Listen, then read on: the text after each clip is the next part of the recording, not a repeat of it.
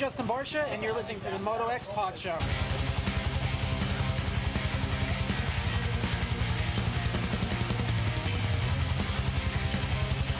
Hey, this is Chase Sexton. You're listening to the Motoxpod show.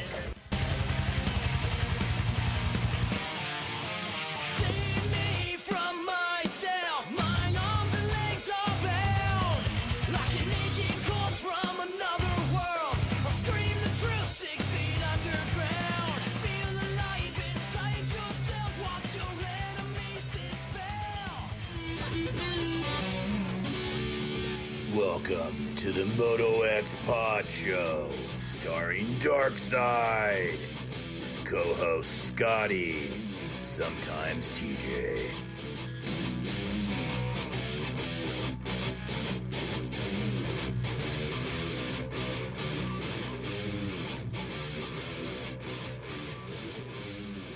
What's up, guys? We are back. I'm Darkside, your host of the Motoxpod show. Tonight, it's episode 248. We've got a great freaking lineup. Very excited about it. Kyle Chisholm's going to come on. The King, Jeremy McGrath, he's going to be on. He hasn't been on since show 100. Incredible. Cannot wait to talk to MC. Kristen Anderson, part owner of Dubya USA with her husband, John. She's going to come on, talk about the World Vet Motocross Championships at Glen Helen this past weekend. We're going to talk a little bit about my experience, and sure, most of you have already heard about it. We'll get into it a little bit more. And then a friend of mine, Tiffany Miller, she's going to come on. She works for Motosport.com, and she also has been helping with Moto Resume, sponsor Jerky USA. For decades, Jerky USA has been the leader in moto plastic and accessories with products that fit perfect, look great, and last. Jerky's has what you need. Whether you need a full plastic kit, individual pieces, handguards, chain guides, and sliders, or anything else they offer, visit CherbyUSA.com and support our title sponsor. And, of course, on board with us as our co-title sponsor, Racetech, which is the world's largest aftermarket suspension modification company. All Racetech products include award-winning go valves, and settings are 100% guaranteed and made in the USA. Visit Racetech.com for more info and use that promo code MOTOXPOD. Michael Lindsay had to help me get some settings, but once it was there, wasn't bad. It wasn't bad for as bad as that track was. I don't think anybody's suspension was great, other than maybe Steve Mathis, which we'll talk about that crap too in a minute. But yeah, good stuff, man. I was really excited. Fly Racing on board with us since 1998. Fly Racing has been developing and innovating its gear lines. Check out your local dealership, WPS, distributing Fly Racing gear, as well as all the other products distributed by WPS, including X-Brand Goggles. X-Brand Goggles has become one of the choice goggle companies for many of the top privateers, including Kyle Chisholm, Craig DeLong from GNCC, Ben LeMay, Ryan Brees, myself, Steve Mathis this weekend. There is, if you guys are watching, there is a set of black Dubya USA goggles on the table. Those are Lucids made by X-Brand, but they are branded with the Dubya logos. Those are things that are going to be available soon through Dubya USA. Those were cool. We got a set of those a little early. Got to run them this weekend at Glen Helen.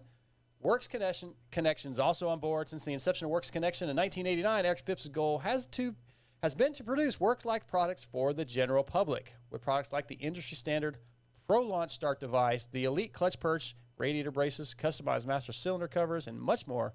It's hard to imagine you not going to WorksConnection.com so you too can have what the pros use. And don't forget to use that promo code MOTOXPOD20. Torque One Racing on board, our Jerky, Berm Lords Graphics, and Jersey ID. Got a lot of comments out of my Iron Maiden themed gear this weekend. Shock Socks is on board. Williams Moto Works, Extreme Colors Helmet Painting, Blood Lubricant Oils, Power Band Racing, TruFusion Sports, and Grill Your Ass Off. All helping the show out. All taking care of us. Scotty, what's been going on, Scotty? Oh, man. It's been going. This whole world for this show has been changing, hasn't it? Something's coming, guys. So if you know, we haven't been doing regular shows. It's the off season. I'm doing it every other week we can. I've been traveling. We're going to be running through the Vital Podcast app or the channel. We've got new spots on in 23. So there's going to be some big changes. There's some upgrades. It's going to be good. We're going to we should be a lot more regular on the schedule. Yep. Probably going to be moving nights a little bit. We're still working all those kinks out. But over the next month and a half before January, before Anaheim 1, we're going to get everything locked in. Looking forward to that. Excited. I've recently started a new job that's going to allow me to be able to put more effort and time into this. So yeah, good things coming. About time you put some effort into this. Oh, you said more effort. Yeah. More than one? Are you going to be at a 5? I'm gonna let it slide. I'll let it slide. Because I feel like I'm gonna get a couple of chances to bash you here a little bit, so I'll let that one slide. No, you weren't there. You're not allowed. You don't know what happened. Well, we'll get into my thing here in just a second. Before we get into the guests, I do want to give my condolences. Say a word about. I Yes. never got the chance to meet Coy Gibbs, and after listening to Pulp last night and some of the stories I heard, disappointed that I never got a chance to meet Coy. Listening to Pulp last night and some of his audio back and the stories that him and Weeds were telling, I was just cracking up. Guy seemed like he was incredible. So, yeah, condolences to the family, to the Gibbs family, to all the industry people that had a chance to get to know Coy a little bit and interact with him. Yeah, we lost. It sounds like we lost a really good guy, and obviously innovative in the sport with some of the things he was trying to do with JGR. So, yeah, sorry to all you that knew Coy, and it's a loss. It's a bummer. Did you ever really hear much about him? No, Did you listen I mean, to interviews, obviously. I heard about it last night, and man, Yeah. So I've always kind of respected the way that they came into it. I thought the JGR thing was like I thought that's what the sport needed, and Yeah, I did. and I know he Absolutely fed a did. lot. I know he faced a lot of adversity with that, and he for a lot of things. So I think of he's a few years younger than my dad, and it just you think about just someone losing like you're not supposed to see your children pass 2 of those. It's just sad. So Very. the condolences to the family is definitely there. Thoughts and prayers, and Yep. just hate to see that for somebody. Absolutely. Let's get into. I don't know what you're saying. The camera's off? All right, hang tight, guys. See if it comes. Yeah, it's coming back on. Sorry about that. Let's get into Glen Helen. Actually, before Glen Helen, Paris. Sorry, take a break before Chiz. Okay. So just keep it on. Anyway, Paris Supercross coming up this week. Other European riders. It's gonna be a good event. I'm not going to say an advantage on Tomac, but Fun event. It's gonna be a lot of work, but I cannot wait. mhm. Been there before. It's rough. I've never seen it as rough. I've never rode on it the way it was. Like literally 3 practices I got Friday during open practice, and there was moments where I would lose my vision because it was so rough and I was bouncing around so much that I could not focus. Like it was unreal. Michael Lindsay, first shout out to KTM and Andy Jefferson for hooking me up with a bike. Something that rough, no big jumps, just a track that was absolutely beat to crap, unlike anything I rode. And the guys, they were giving me crap saying that I had a bit of a meltdown Friday. I was unhappy. I was ready to go back to Texas. Michael Lindsay seems to confirm that. We're going to talk about that on the wrap-up show tomorrow night because Michael Lindsay will be on the wrap-up with me. I don't think I was, like, in my head, I wasn't having a meltdown. I was just like, okay, this is not what I was expecting. Not riding well. Steve was definitely faster. I knew pretty much right away Steve was better than I was there. And I was a little bit bummed, but I don't feel like I had a meltdown. I was like, and I was scared. I was literally, okay, what? That means check your phone. I can't. This is we're doing a great job here. I can't look at my phone right now. Okay. I got it. We're trying to carry the show. Anyway, so yeah, it was not good. They told me I was having like just breakdown, not going well. Kiefer's in my face once we get to his house with the camera, which instantly I know like he's trying to get content to make me look bad. I don't know, man. What would you think if you go into a situation like this where you're like, okay, I feel like I know how it's going to go. I've been training. I feel good. My cardio is pretty good. I've been riding a lot. Haven't had any arm pump. And then you get to a place and everything goes out the window that you've been Yeah, that expecting. pretty much explains every single race I go to. Get hyped, ready to go, and then next thing I know, I'm in a fence. Like that happened last time I raced. Yeah, it totally, like I had these expectations of being decent, moving up a class. I certainly didn't expect to be like anywhere near the top. Yeah. I just expected to ride like I've been riding at home. You get the pressure and it's hard. I still have. I don't remember exactly. I didn't really make up a whole lot of spots. Moto 2, I got a good start. I was in front of him until we got to Mount St. Helens. and I got held up at the base of the hill, and he just went around because it was 3 lanes. He went around, pulled up the hill, and kind of got me. But I was staying pretty close for the first 2.5 laps, and then I stalled the bike, and that was it. He was gone. Yeah. It took me a second to refire the bike, and all the adrenaline kind of washed out of me, and I got arm pump, and I was done. And then Moto 3, we went into, again, the first lap, Mount St. Helens. I'm following these 2 guys on the inside. One dude falls. There's really only room for 1 bike. So the guy behind him tries to climb up the hill, the embankment to go around him. He falls, and I'm stuck. I can't go anywhere. I had to literally wait for them to get up, get out of the way. Easily 10 grab some seconds. clutch and go hop some bikes. Look, it wasn't something that was physically possible the way that was set up. I had to shift down to first just to get up the hill at that point because I had no momentum. And he was gone. Like, he was better than I was. Absolutely. There was some times where I felt like I should have been a little closer to him, but just certain things happen. But, yeah, he showed up with, for those that haven't heard yet, he showed up with KYB suspension that Eli's guy, tuned for him, came out to Glen Helen and did some testing. He had, like, the full Eli Tomac suspension set up there, Scotty. Yeah, was that his surprise? Yeah, that was it. Yeah. Yeah. Well, I mean, does that really even transfer? Like, does that even? Oh, I think in a track like that, having absolutely the best suspension almost you could get, yeah. But was it set up for Tomac or did they? No, it was set up for Steve. That's what I said. They came out and tested with him. Okay. Yeah, earlier, like a week ago. Like, so he was feeling no pain. Yeah, and he rides there a lot. Again, he was better. Period. Well, yeah, and like Table Jam said kind of the same thing that I said. I mean, he used to be like a pro rider. This is your first intermediate race you've ever done. He did ride pro class in Canada. I don't know. Yeah, but used to ride pro, your first intermediate race ever. I have some technique issues. There's no doubt. I wasn't standing up enough. Like, I have a tendency, and Michael's been on me, ML's been on me about, like, I slam on my rear brake. I feel like I'm going to charge into a corner to Texas Tornado and spend Dude, it's never too late an old dog can learn new tricks. There's time. It's time to upgrade my technique. I have to do some work. Doc's maybe help out. Doc's getting some lessons. Well, my thing was I've had okay technique. There's probably a lot of things that I could do better, but my thing is like I've never really gotten myself in enough shape to like where the technique really even matters. So the fact that you're getting in shape, that the technique will, you can still learn new ones. I hope so, because that's the biggest thing though, is that you're getting in more shape. I don't really care about going back to Glen Helen again. I mean, we may do it next year. There's talks about doing the 24 hours of Glen Helen. There's talks about doing some other off-road stuff. Yeah. But I want to get better. Talk a little bit about your KTM factory experience. Suspension.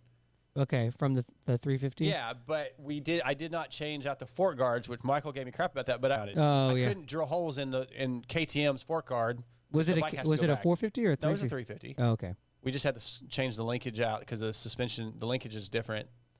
But yeah, I just ran my fork guards because I wanted to run a whole shot device. It didn't need to because my starts were so bad, not because of the whole shot device. Did it 6 or 8 inch curb? There was bumps going down Mount St. Helens. Bumps going down bumps. Yeah, there was bumps on bumps. Like they'd be small, and all of a sudden there'd be a big one, then there'd be a small one. Some of them were at a 45-degree angle.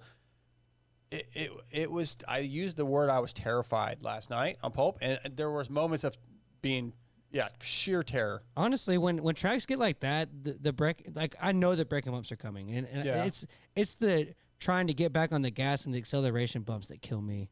They're coming into a corner and then just trying to hit a jump. Like I hate that so much. Especially once I got arm pump. There's probably ruts up every jump. And at the last moto, you couldn't see the top of the hill because where the sun was. It was pure blindness going up the hill, and I was like squinting, just looking, going as slow as possible, looking for the top of the hill. Did you have? Oh yeah. Yeah. That's great. I mean, I had the most tinted lens I could, but it was so bright. But then there were other guys like in the morning in practice, heading east, you couldn't see anything. Yeah. And there's guys like wide open going over the jumps. I'm like, dude, I literally can't see the track. Some people they just walk with their balls dragging the ground, man. They just do. There's some people absolutely nuts. I had Brownie blow by me in practice, and Ben LeMay was out there, of course, Kiefer, McGrath. very, very cool experience. The hang was awesome. Lucas Myrtle absolutely berated me and made me laugh for about 30 minutes. Tell me how bad I was. Listen, mate, you suck. You either need to go out and send it and win, or you leave here with a broken femur. Those are your two options. He was in front of me a few times. I could see his entry speed. He was pretty smooth, just plugging along. So, all right, we're going to take a quick commercial break. We'll come back with Kyle Chisholm. We're going to see if we can figure out what's going on with the cameras and stuff. We will be right back. All right, guys, we're back, and our first guest of the night is going to be brought to you tonight by Works Connection, which you guys know since 1989, Eric Phipps's goal has been to produce Works-like products for the general public with products like the industry standard Pro Launch Start device and the Elite Clutch Perch.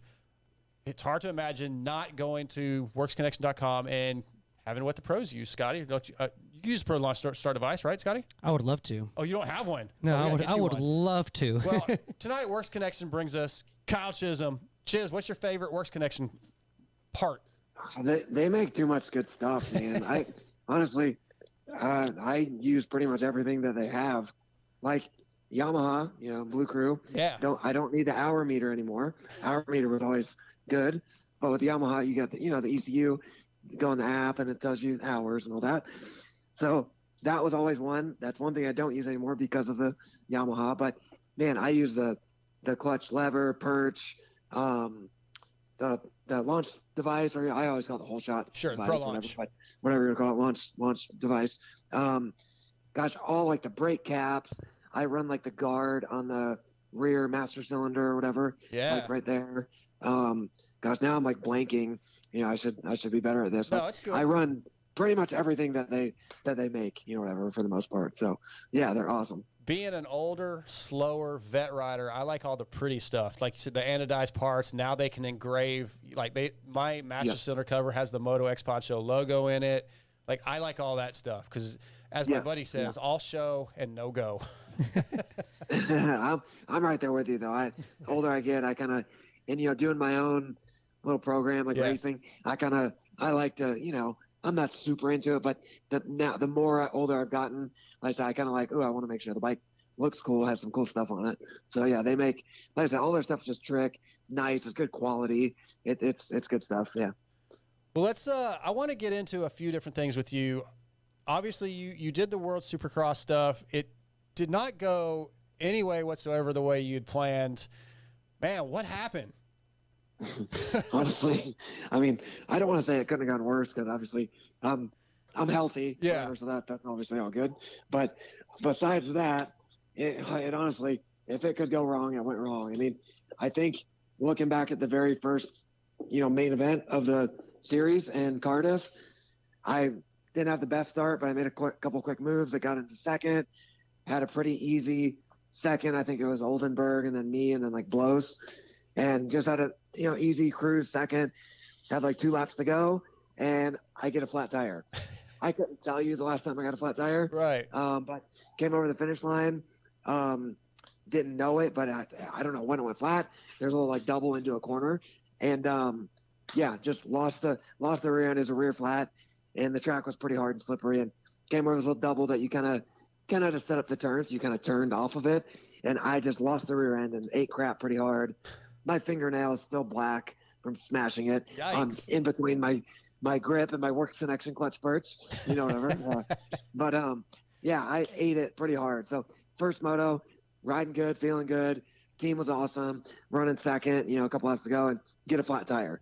Next start, 5 minutes later, first turn pile up, and it's just like, gosh, whatever. So go to Australia a couple weeks later, and a little more time. I only had like 5 days on the 250 before going there, but still felt good, but got a few more days on it. And then go to Melbourne, and every heat race, pretty good. Had maybe a 5th place start, made some passes, got up to second. It was only like 5 laps. So another lap or two, I think maybe could have won, but my lap times were good. I was like, I don't know, top 3 lap times between both heats. So like speed was there. I felt good. Got second that heat race. And then every start, either the first or second turn, I got taken out. And I don't like blaming it. Oh, I got, whatever. If I got the whole shot, I wouldn't have been, that wouldn't have happened, right? I should have got the whole shot. should have got a better start. But really, like, what are the chances? Every start, all 3 main events went down in the first or second turn with Seeley, then with Bogle, and then with a few guys with Carson Brown and a few guys. And the last one did me pretty good. Carson kind of went over the little double into the second turn, and which was really close, so everyone was really tight. And he kind of tried to dart to the inside, must have not known I was there, and I pretty much landed in the back of him. High-sided, ran over, smacked my head on the berm pretty hard. Leg got stuck into a wheel. He was dragging me up the berm. Oh, jeez. And yeah, just like I said, all in all, I hit my head pretty good. I remembered everything, but definitely was, seeing Tweety Bird for a couple, for a minute or so. And that was my weekend there. Just, like I said, felt good. Speed was good. Heat race was pretty good. Lap times were good in the heat race. And just, I couldn't make it out of the first 2 turns in any of the races. Just definitely a bummer because, I worked hard. I was super excited. I had a great time working with the CDR Monster Energy Yamaha team. They're basically, the factory Yamaha team of Australia. Right. First time working with them was awesome. I was super, excited to get that opportunity. And, man, for it to go like that, I was looking back and I'm like, so out of 6 main event starts, in what was it, 4 of them, I went down in the first turn. So 4 out of 6, I was down in the first turn. It's just like, what are the chances? And then the other one, like I said, running second, get a flat tire. It's just, man, it just didn't go my way. And you guys know me. That's not, I think I crashed more in those 2 races than I did all year. Yeah. Here at home. Just crappy. Didn't get, like I said, I didn't get the whole shot. Should have been up front and that wouldn't have happened. But still, what are the chances? I'm usually pretty crafty, pretty smart getting through the first few turns. Like in the heat race, I was. In that first race, running second before the flat tire, I was. But man, Australia, I just could not get out of the first couple turns without being on the ground. So it's racing, though. Yeah. You know what happens. Yeah. And, it is what it is. Yeah, I know you a little bit, right? I've never actually seen you upset, but I would you had to be frustrated. You'd be like, give me one break, like one freaking break. It was just frustrating because, like I said, the team was great. First time working with them, and the first time doing the World Supercross stuff. Yeah, I was super excited. Looking forward to it. Like I said, put in a good bit of work to be ready, which was way sooner than normal. September I was riding Supercross, where normally I'd probably, take the whole month of September off. A little rest, hang out at home with the family. October you kind of start getting back into it, start riding. Well, dude, we were racing the first week of October, so I already had a month of Supercross prep under my belt, which, now is awesome because I feel like I'm super ahead of normal. But, I put in some work, and to not get the results, it's a bummer. But all in all, I enjoyed it. The races were fun. Tracks were fun. Traveling to those places were fun. The CDR team was great.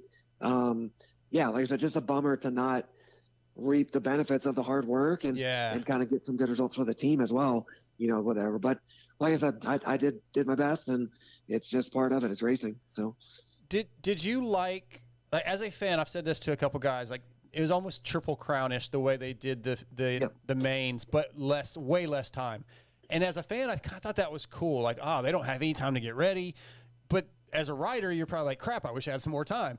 But did you like it that it was sort of like boom, boom, boom, let's go? One of our listeners said that style is not really a Chiz style. Okay. Well, I would say that, but I agree. But then the back-to-back-to-back thing is, dude, even though they're shorter races, the intensity and everything, by that last race, you got to go do 10 laps or 12 laps, whatever it is.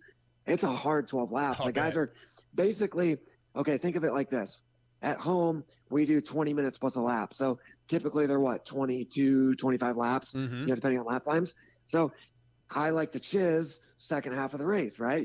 Get halfway, guys start dropping back, and I start chizzing by them, right? Whatever you want to call it. So that's, a strength to me is, I always, I work hard and try to be in shape and whatever. So that's, suits my style a little bit, whatever. Maybe not the raw speed in a short moto, but longer races. Yeah, I agree. It does. But think of it like this. At home for the main event, for the most part, we're pretty rested. We're ready to go. We got to go do 20 minutes and go. But you go into it fresh. Guys get tired. I start going past them towards the end of the race, whatever, right? Well, now when we have to do a 10 or a 12 lap moto, yeah, it's shorter, so it's not, great for me. But when they're lining up for that 10 or 12 lap moto, they're already 50% tired, you know what I mean, from the first couple sprints. So I think it can, yeah, it's maybe if the race was 30 minutes plus 2 laps, that'd probably be better for me too, right? But it is what it is. And I think it could be good for me because they're back to back. You do kind of get worn down, and that last one's still shorter, but you kind of have some fatigue going into it. When you're sitting on the gate. So I think it still benefits me. I can't be down in the first turn. Right. Be half the track behind by the time I get going, because then it is a short race. There's no time to catch up. So for me, my takeaway was I need a little better starts. Yep. And even if it's not the start, just get through the first turns, clean and not be on the ground. Absolutely. So just crazy. I've never been on the ground 3 times in a row on starts ever. It's just crazy, but yeah, it happened. Absolutely. Yeah, it definitely did. So watching it on TV and the 250 class comes on and it's a brand new event. It's never been done. We're on the other side of the world. And then look at the leaderboard and it looks like a 2009 250 Supercross race. And so Yeah. I just kind of, it's your whole new place, but you're racing these guys that you've known forever. I just wanted to know what it kind of felt like nostalgia wise riding with these guys on 250s again, but in a whole new world, It was just all different. I think everybody's kind of out of their element, new place, new bikes for the most part, new teams for a lot of guys. And yeah, honestly, I feel like I don't want to say it was harder, but I feel like the 250 class had a lot deeper of a field. And then you're looking at it, and I feel like the guys were actually older than the 450 class guys, Bloss and me and Seeley and, all those guys. And I'm like, man, there's almost, older, the 250 class is almost like an older group of guys than the 450 class. Yeah. And there was a lot of, the top 10, 12, even 15 guys in the 250 class were all pretty good riders. And even looking at lap times, we were all pretty close. Now the top 5 450 class was super, really good guys. But beyond that, it was kind of not, maybe I didn't feel as deep, or in our class, you go back and you have, some pretty good guys, that are still back in the 10 to 15 range that are, they might finish that at a US Supercross, be a 10th place guy, like a Carson Brown, guys like that. So, I think it was weird racing with a lot of older guys on 250s. Right. I think none of us had a lot of prep. Moto Concepts guys did, because they kind of carried the team over. But it was Bogle, Oldenburg, like I said, all of us, a lot of more experienced guys in the 250, which was a little bit definitely weird compared to what we see at home. Yeah, it was fun to watch. It was a plus 30 class. Yeah. Hey, It was for real. Yeah. So the Yamaha 23, the 2023 Yamaha 450 intro was a few weeks ago. Michael Lindsay was out there, Chris Kiefer, and you had a lot to do with developing that bike, I believe. What was your role with Yamaha getting that thing ready? What was your day-to-day? What was your involvement? Yeah. So I didn't do a lot of the development of the 23. Yeah, I guess that was Travis, probably Preston. I did a lot of the testing. So Yamaha has their own in-house guys. A lot of guys know Travis Preston. Yeah. And then Stevie is their other test guy. They did a lot of the development in terms of developing that bike and the changes that were made. I kind of came in. So I started riding that bike in April this year, towards the end of the Supercross season. I spent a few weeks in California with those guys and with Yamaha doing some final testing. Before it was still on a pre-production bike, just kind of finalizing some options that they had. So I was a part in that. Okay. They kind of already had it done. There's a few things that they wanted to go through. They wanted to get a current guy, current racer. Obviously Travis was a great racer back in his day. Stevie's actually younger than me, but he's not, currently racing. He's kind of full-time testing with those guys. So they wanted me to come in and do some stuff. So I got to do that, some of the finishing touches, to the bike. And then the bigger thing that I actually got to do, which was really cool, was, Eli Tomac obviously had a great year. At that point, he was just wrapping up the Supercross championship, and it was up in the air. The rumors going around if he was going to even race another year, if he'd stay on a Yamaha, if he does, or is he going to retire? Yeah. So it was a big, even the Yamaha guys, they didn't know. And knowing this new bike was coming out, that was obviously a concern for Eli. He just got on a Yamaha. He loves his bike. I've been told, not from him directly, but from other guys around, that the current Yamaha this year was the best bike, or one of the best bikes he's ever rode. I think the results kind of speak for themselves, winning both championships, and clearly he's pretty much won everything this year. So I think that would kind of go with that statement. And I think they were a little bit nervous, like, the new bike is quite a bit different, and what if he doesn't like it, or this is the best bike, now we changed it, so I think he had some concern as well. Man, do I really want to test a whole new bike? I just got here. Do I want to go through that again? Maybe it's my last year. I don't know. I'm assuming those are his thoughts, right? Yeah, makes sense. So they had me, like I said, do some of the finishing touches on the bike, and then I spent another week out there riding Supercross. And like I said, really cool, thankful for the opportunity. And basically what I got to do was I would ride Eli's bike, like his current bike, just how he sets it up, his full waffle grips, everything, his bars, his mechanic was there.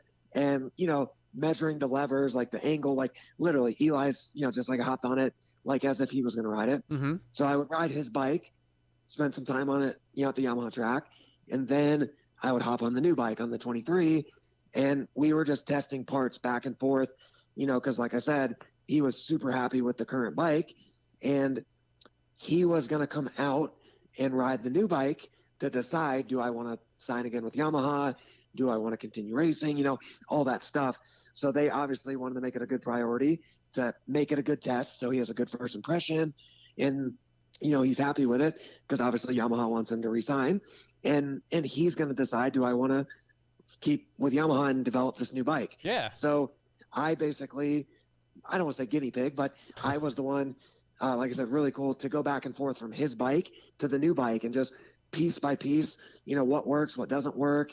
Kind of try to set it up for him so that when he flew in, he just basically hops on the bike. They run through some stuff, obviously, because, rider preference is rider preference. But I kind of try to run through a lot of the stuff to limit, what he had to go through. I can say, hey, man, that piece doesn't work. Like, don't even waste your time with that. Or, hey, this one, it can go either way. So, maybe let him try both and decide which one he likes better. So the one day we rode from like 8 in the morning to like 6 or 7 in the evening, just testing all day long. And like I said, really cool. So that's what I had a hand in more, was kind of setting the bike up for Eli to come in and test it and decide if he wants to stay on a Yamaha. And obviously everybody's seen now that the next day or that day, whatever, he re-signed his deal. They announced it at Salt Lake there at the last race. Yep. And it was just really cool to be a part of that process, and be a small part of getting to do that was really cool. And it was great to work with all those guys too. It's a lot of pressure. Hey, we need you to make sure the bikes are close enough that we can re-sign our champion. Yes. Yeah. Like I said, I definitely felt it. Don't mess us up, but Chiz. I really enjoyed it. I feel like I'm a good test guy. Yeah. I'm pretty sensitive, and like I said, I really enjoyed it. It was funny, actually. Not to get into detail of exactly what it was, but there was a part or like a setup that I liked, right, on the new bike. Okay, I like this. This is good. But, his current bike, the 22, doesn't feel like that. So we made a change, and the change we made on the new bike made it feel more like the 22. It kind of went the 22 direction. Yeah. So it kind of went away from like some of what the 23 does, right? Like it's more of like a cornering characteristic. And when Eli tested it, I was unsure. I'm like, look, I like this one because this is what the new bike does better. But this other option feels like Eli's 22. And he says that's the best bike ever, whatever. Yeah. So I don't know which one to tell you, because I like this one because this is what the one does better. But this one makes it feel like the 22. The one he likes, in that area. So when they went through that part with Eli, I was, like I said, I was there when he was riding too. I was a part of that. And when he was on the bike, he rides it and he's like, oh, it does this. It turns so good and blah, blah, blah. And then they went to the part that I was like, well, that makes it feel like the 22, and he likes the 22, right? Yeah. So maybe that's what he wants. Well, he put it on, or they put it on. They don't tell him what it is, whatever. They're like, okay, we changed something, go try it. And his exact words when he comes in were, well, I don't like it as much because now it feels like that bike, pointing at his 22. Yeah. And I laughed, and I'm like, you guys told me to set it up like the 22, to make it feel similar, right? Sure.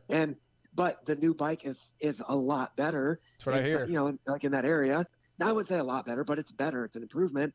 And going that one direction kind of put it back towards the 22 feel. But I was like, well, that's what he likes the best, right? So when he came in, he's like, well, no, it feels more like the 22. Put it back. I like it. I like the new one.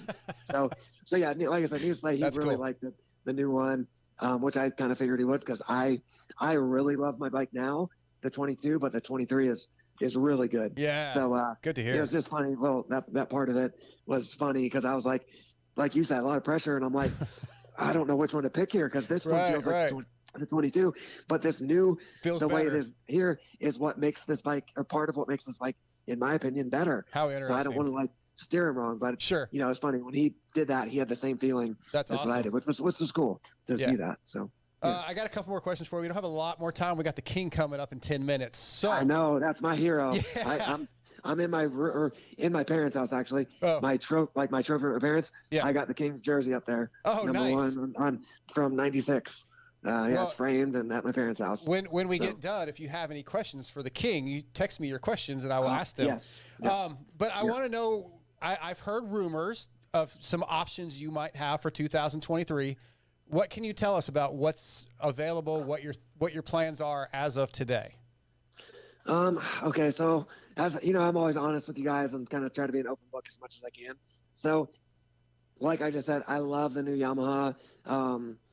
It's great. I'm really looking forward to being on it. That's the plan.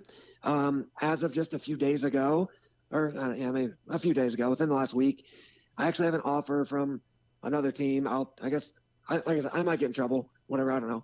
It's Suzuki team. Yep. So I have an offer from them. I'm just kind of weighing my options and kind of feeling some stuff out and just kind of see. Like I said, I love the relationship I've built, like with Yamaha, getting to do that stuff and just kind of where I'm at. I've been on it since 2020 and just done better and better each year. Just sticking with that and doing well and just kind of building my own little program. With that said, it is a lot of work doing it. The benefit to riding for a team is you get to just show up and race and not worry about quite as much stuff. But I honestly enjoy doing some of that as well. So just kind of weighing it out, seeing what I want to do. So I do have that offer. And they're great people, team, all that stuff. So that's all good.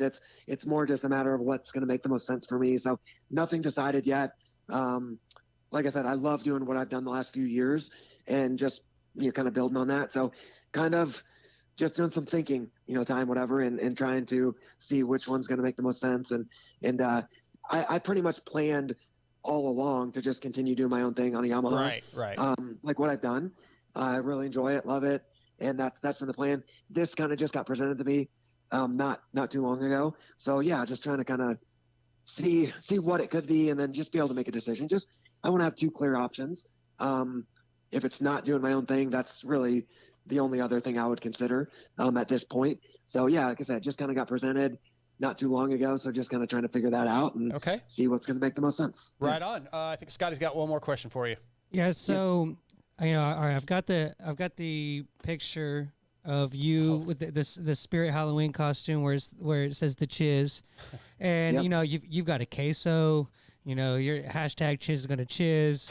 All these things that you've done, and I don't know. I just kind of wanted to know what you thought about the whole Chiz phenomena.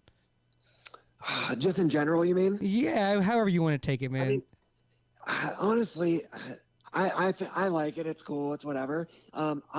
Anybody that knows me and you guys, whatever, I'm not I hate talking about myself. I don't I'm not ego kind of person. I'm just a normal dude, whatever. And so I hate talking about myself. But honestly, the whole, Chiz and Chiz gonna Chiz stuff, it's cool. Like I said, I don't think of it as like, yeah, I'm so cool, I'm Chiz, I'm cool, look at me.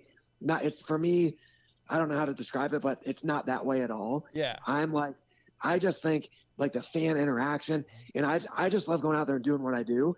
And if nobody talked about it, I'd still be doing the same thing.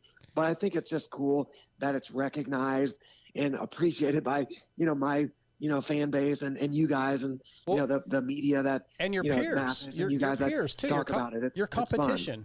Your peers and your competition are the same way. They have so much respect for you. I mean, A-Ray and Cade might talk shit a little bit, but they're like, God damn, that guy's good. Yeah. Because they're hurt. Yeah. It's cool. Like I appreciate like the recognition, like I said, of that. And I have fun with it. Like I love seeing the comments and the people at the races. I'll be, Chiz is going to Chiz, whatever. And I love it. I think it's awesome. I appreciate all the support. And like I said, for me at the end of the day, I love it. I appreciate it. It doesn't make me think I'm cool by any means. Right. I race a dirt bike and we all get into it and I just enjoy it. Honestly. These days going racing, I love going out there and chizzing, whatever you want to call it, racing, whatever. But to be honest, just the fans and that stuff, like people coming up to me and talking to me and like that, honestly, I think just getting older, it's something when I was younger in my career, maybe didn't appreciate as much. And now just people coming up and saying that stuff to me and talking to me, that's really enjoyable. Like that's honestly probably the best, or like the part of the best. Racing, I'm a competitive person, so I love the racing, just me personally. But the other best part of when I get to go racing is that, like the fans, that stuff. And like I said, I don't mean recognition like in a boastful kind of way, like I'm cool. I mean like that's awesome. Like that, how cool is it that I get to do this? And I have these people that are fans and cheering for me, and I get to meet them, and it's just awesome. It's really a lot of fun for me. So I enjoy it. I appreciate that attention and stuff like that. And it's just, like I said, it makes my job fun. Yeah. And it's awesome. The includes bottle of fresh Chiz that only produces girls had me weak when I saw it, dude. It's so funny. Yeah. So my wife honestly made the thing. I saw it. I saw people keep like posting random ones. Right. And I'm like, gosh, we need to make one for me. But I'm not creative or anything like that at all. So I told her, and of course she did it in like 5 minutes. She just made something really quick. We were sitting at my sister's house with the kids were playing for Halloween, and she made it really quick. And I'm like, that's great. It's funny. Let's post it. Like I said, I have fun with it, and like I said, I appreciate it and enjoy it. It's fun. Hey, so we got like 3 more minutes, just real quick. When is the baby due? How does that time out with the start of the season? Oh, it probably couldn't be worse. It's like middle of January, I think. They're a little off on her. Well, they might be a little off on her date, not to get too personal, but girly cycles and whatever. Yeah. They're not 100% sure. Like when she got pregnant. So like the due date is like a little iffy, but the baby's measuring like bigger than what they're thinking. But so it might be a couple weeks off. Yeah. But they're thinking January. Long story short. Okay. Once we get a little closer, we'll know more. But yeah, they're thinking January sometime. And of course, at least this year, there's only 4, West Coast to start. Right. But obviously all 4 all in January.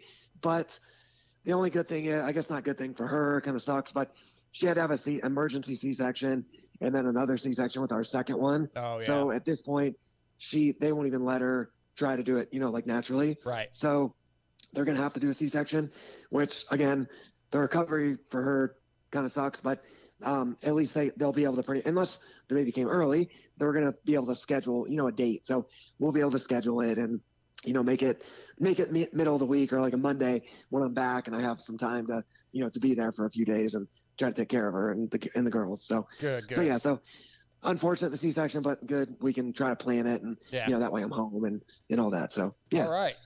Well, Chiz, we're going to wrap this up. We got to get the king on. But, yeah, if you got any questions for him, text them to me. We're going to probably take some listener questions anyway, so it'd be cool. Yeah, I will. Tell him he's my hero. That was my guy growing up. Like I said, I started riding like 95-ish. Yeah. So, of course, I was super into it right away. And I have every race from 1996 and all the VCR recordings and all the races. And, yeah, he was my hero growing up. I love it. Love it. Tell him. I've told him before, but sure. Tell him and tell him I said hi. And, I appreciate you guys having me on. All right, Chiz. Talk to you soon, buddy. Thank you. All right. Yeah, thanks, guys. Yep. Talk to you later. Bye. Bye. All right, that's Kyle Chisholm. We're going to take a quick commercial break. We'll be right back with the King. All right, our next guest really needs no introduction. Tonight, he's brought to you by Racetech, which is the world's largest aftermarket suspension modification company. All Racetech products include award-winning gold valves and settings are 100% guaranteed and made in the USA. Visit racetech.com for more info and use that promo code MOTOXPOD to save. Tonight, Racetech brings us the King, Jeremy McGrath. What's up, MC? What's up, guys? How you doing? Well, doing pretty awesome now that we're talking to you. We just got off the phone with Chiz, and he says to tell you you're his hero, that you already know this, and he has every race from 96 on VCR tapes stowed away. So that's what he watches for motivation. I know. You know, the only bad part about that is you just think about your VCR tapes in the cabinet, and you're like, man, at one point, am I not going to be able to watch these anymore? Oh, no kidding. I still have some. And they look so bad on today's TVs. Like, you really have to have an old TV to even make it look good. Oh, right, because the HD is so good now. Yeah, I have like a bunch of old concert footage and stuff on VCR, and I go to watch it, and I'm like, oh, this is terrible. That's cool. Yeah. Yeah. Well, that's what we got YouTube for, I guess. That's it. Yeah, everything's on YouTube now, man. But hey, Vet Nationals this weekend. You got the Edison Dye Award. Your family was there. Your mom, dad. I believe your sister was there. How cool was that for you? Yeah, you know, it was exciting. I was bummed my wife wasn't there, but my younger daughter had a lacrosse tournament. She was in Tucson for that, so we chased the girls around. They played lacrosse, so. Yeah, it was a really big night. It was a great weekend. I was really stoked my parents were there and my sister. Yeah, the riding, I mean, when I heard I was going to get the award, it was exciting. I was like, you know, I just need to bring my dirt bike and do some riding. And boy, after Friday's practice, I was like, well, I'm not sure that was the right idea. The track was so gnarly rough. I'm glad you're saying that because I've been getting made fun of for it. Oh, no, that track was bad. Yeah. Saturday was so bad. Sunday was, I mean, great layout. It's just a lot of guys, a lot of riding and no prep, and the track was just hammered. So it was tough. Sunday was a lot better. But, yeah, big weekend. I mean, Edison Dye Award was brought back by Tom White, owner of White Brothers. Mm-hmm. And, you know, in I think it was 89, I was riding for Pro Circuit. I was kind of a kid and just really didn't have a whole lot going on. And I was trying to be better, and I wasn't feeling like I was getting, you know, I was a nobody. So I wasn't getting the help I thought I needed, you know, and I was going to quit Pro Circuit. And I met Tom White, and Tom White was the one who, you know, he took a chance. He decided that he was going to help me, and I was really needing some help in the suspension department. So he put me together with one of his suspension techs, this guy named John. And man, we were a great match. And, you know, I just wish Tom was around to see me accept that award. And I'm just so honored to get it. It was really cool that his daughter, Kristen, was there. And of course, son-in-law, John Anderson of Dubya Wheels. So there was some family there, and it's a really, you know, the award itself had a lot more deep meanings than just getting the award because of my accolades over the years. I had some really good connection with White Brothers back in the day. And in fact, I won my first Supercross in Vegas in 90 on Team Green riding a White Brothers suspension bike. So it was exciting. Tom White was a true gentleman. He was an ambassador of the sport, a huge ambassador of the sport.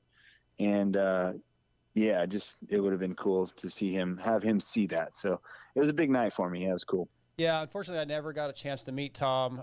Kristen's actually coming on after you. John was on Pulp last night, so I grabbed the wife. But, yeah, really great family, and everything I ever heard about him was just kind of like you, right? No ego, just really gave back, loved the sport, loved the camaraderie of the sport, and seemed like just a wonderful human being. He was, absolutely. And, you know, he's passed that down to his daughter. Yeah.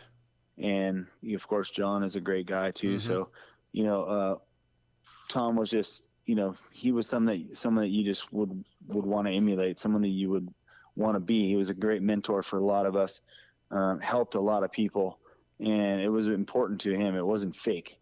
And he loved his motorcycle, and the passion exudes from, you know, the things that he did. And I think he pinched himself every day that he had White Brothers and had such an awesome, successful company. But, you know, he deserved every second of it. So You know, it was a special award for me. I got the big glass trophy right up in my hallway, looking pretty sweet. So it's a story that I'm going to be telling for years to come, I hope. And again, it was just one of those things that was just awesome for me. Yeah, they put together this really great video, and I sat there and watched it, and some of the footage I remembered, some of it I'd forgotten. But like what I took away, and they really touched on, was again your lack of ego and how you were with the fans. You're just a regular guy. You talked about that in your speech, and I think I told you this story when we had you on back on show 100. Like 93, I'm a senior in high school, and I draw a picture of you in art class, right? And it's not a good picture. It's pretty bad. But I come up to the box van, and you're in there getting ready for whatever, for the night show, and autographs are over, and Skip's standing there, and I'm like, hey, man, can you just give this to McGrath? You know, I just want him to have it. And he's like, well, hang on. Yeah. And he goes up there, and you come out, and like you take time when you didn't have to, and tell me how great it is, even though I know it's really bad.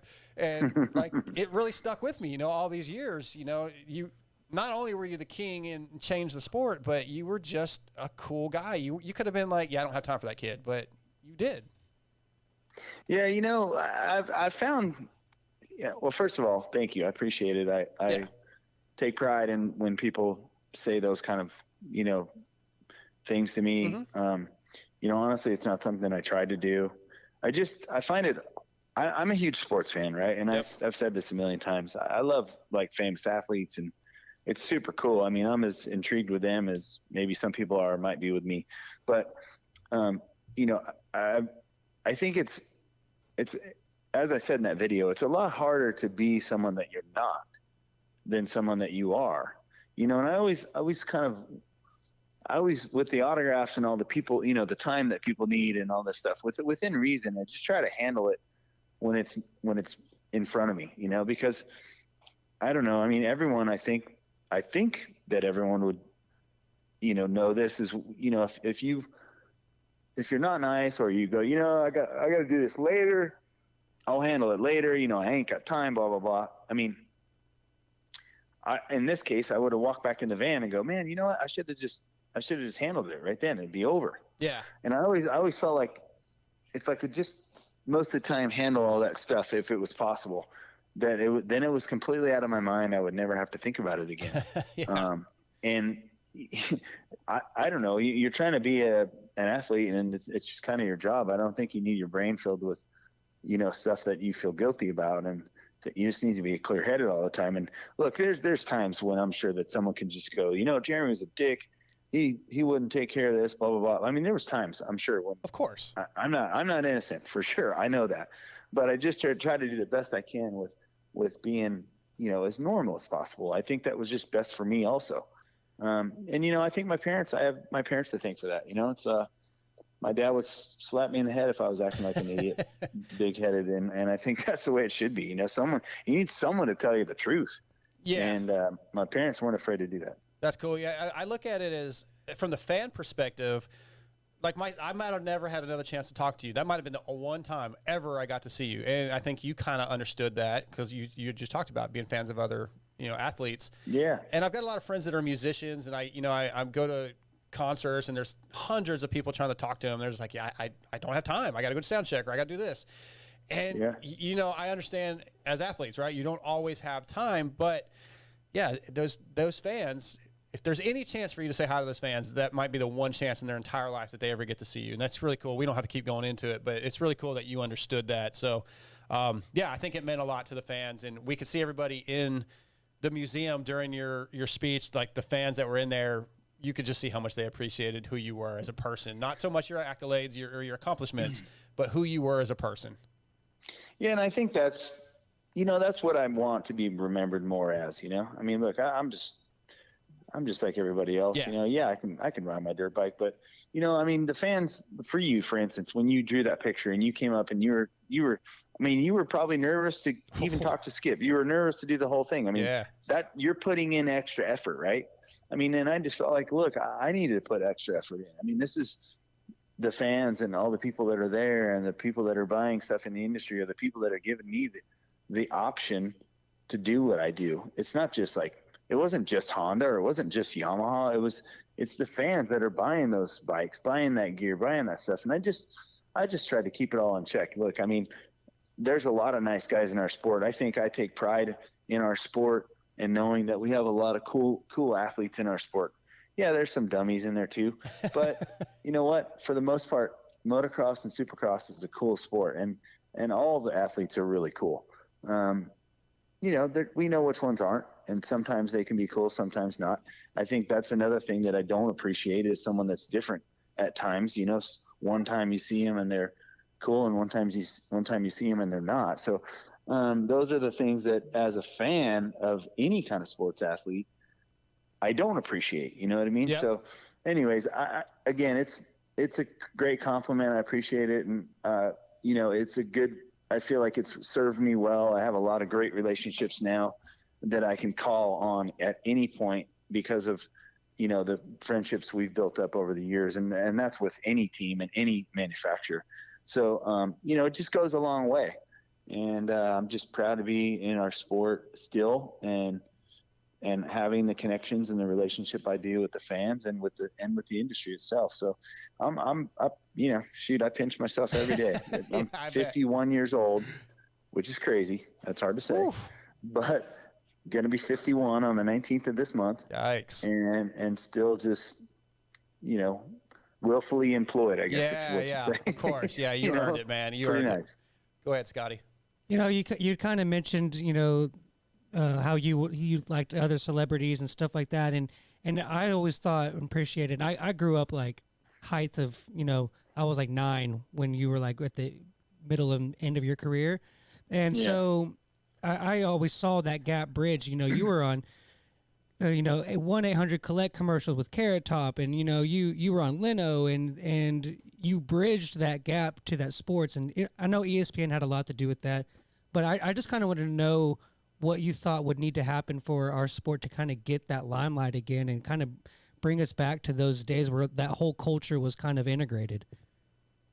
Well, listen, I have to give credit to Cheryl Lynch, who was my publicist for years and years. I mean, I was the only rider out there that had a publicist. I mean, it seemed like a weird thing to do, but I was so smart looking back at it now. And it happened by chance because when I went on to Suzuki that year, she was working for Suzuki at that time, and Suzuki didn't have any riders that she could really promote until I got there. And then basically when I left Suzuki, I brought her with me, and she left Suzuki and started working for me. And that's when all the really cool Dub magazine, I mean, I was interviewed in Playboy. We went on to Leno. Yeah. We went on to Leno twice. We did all kinds of really cool off the wall stuff that no one really ever was working to do. And it was just one of those things where I thought, man, if I could just build my own personal brand, it would create more opportunities, which it did. I mean, we had the Sony the Sony PlayStation Supercross 98, Supercross 2000. You know, the bad part about it for me was I was pioneering a lot of these things, right? So I just felt like, man, you know how it is when you're the first guy to do stuff. The deals they're not always the best deals, right? So Ricky Carmichael came along who unseated me, right? And his deals were, but it kind of always, you know, by nature, that's always how it works. You know, he got some deals that were a little bit bigger than mine, but he did a great job on taking what I did and then parlaying that into something bigger and better. And he had the writing to back it up. So, you know, I guess what I'm saying is, you know, a lot of people at the time didn't reinvest into their personal brand. And, I don't know where I sort of got the smarts to kind of do that, but it worked. And I had Cheryl as my publicist for at least 10 years, 12 years. And that's when all that cool stuff happened. Yeah, it was definitely the next step in the evolution of the sport. So you innovated that. You got do you think Jet can do that? I think, well, listen, here's the thing.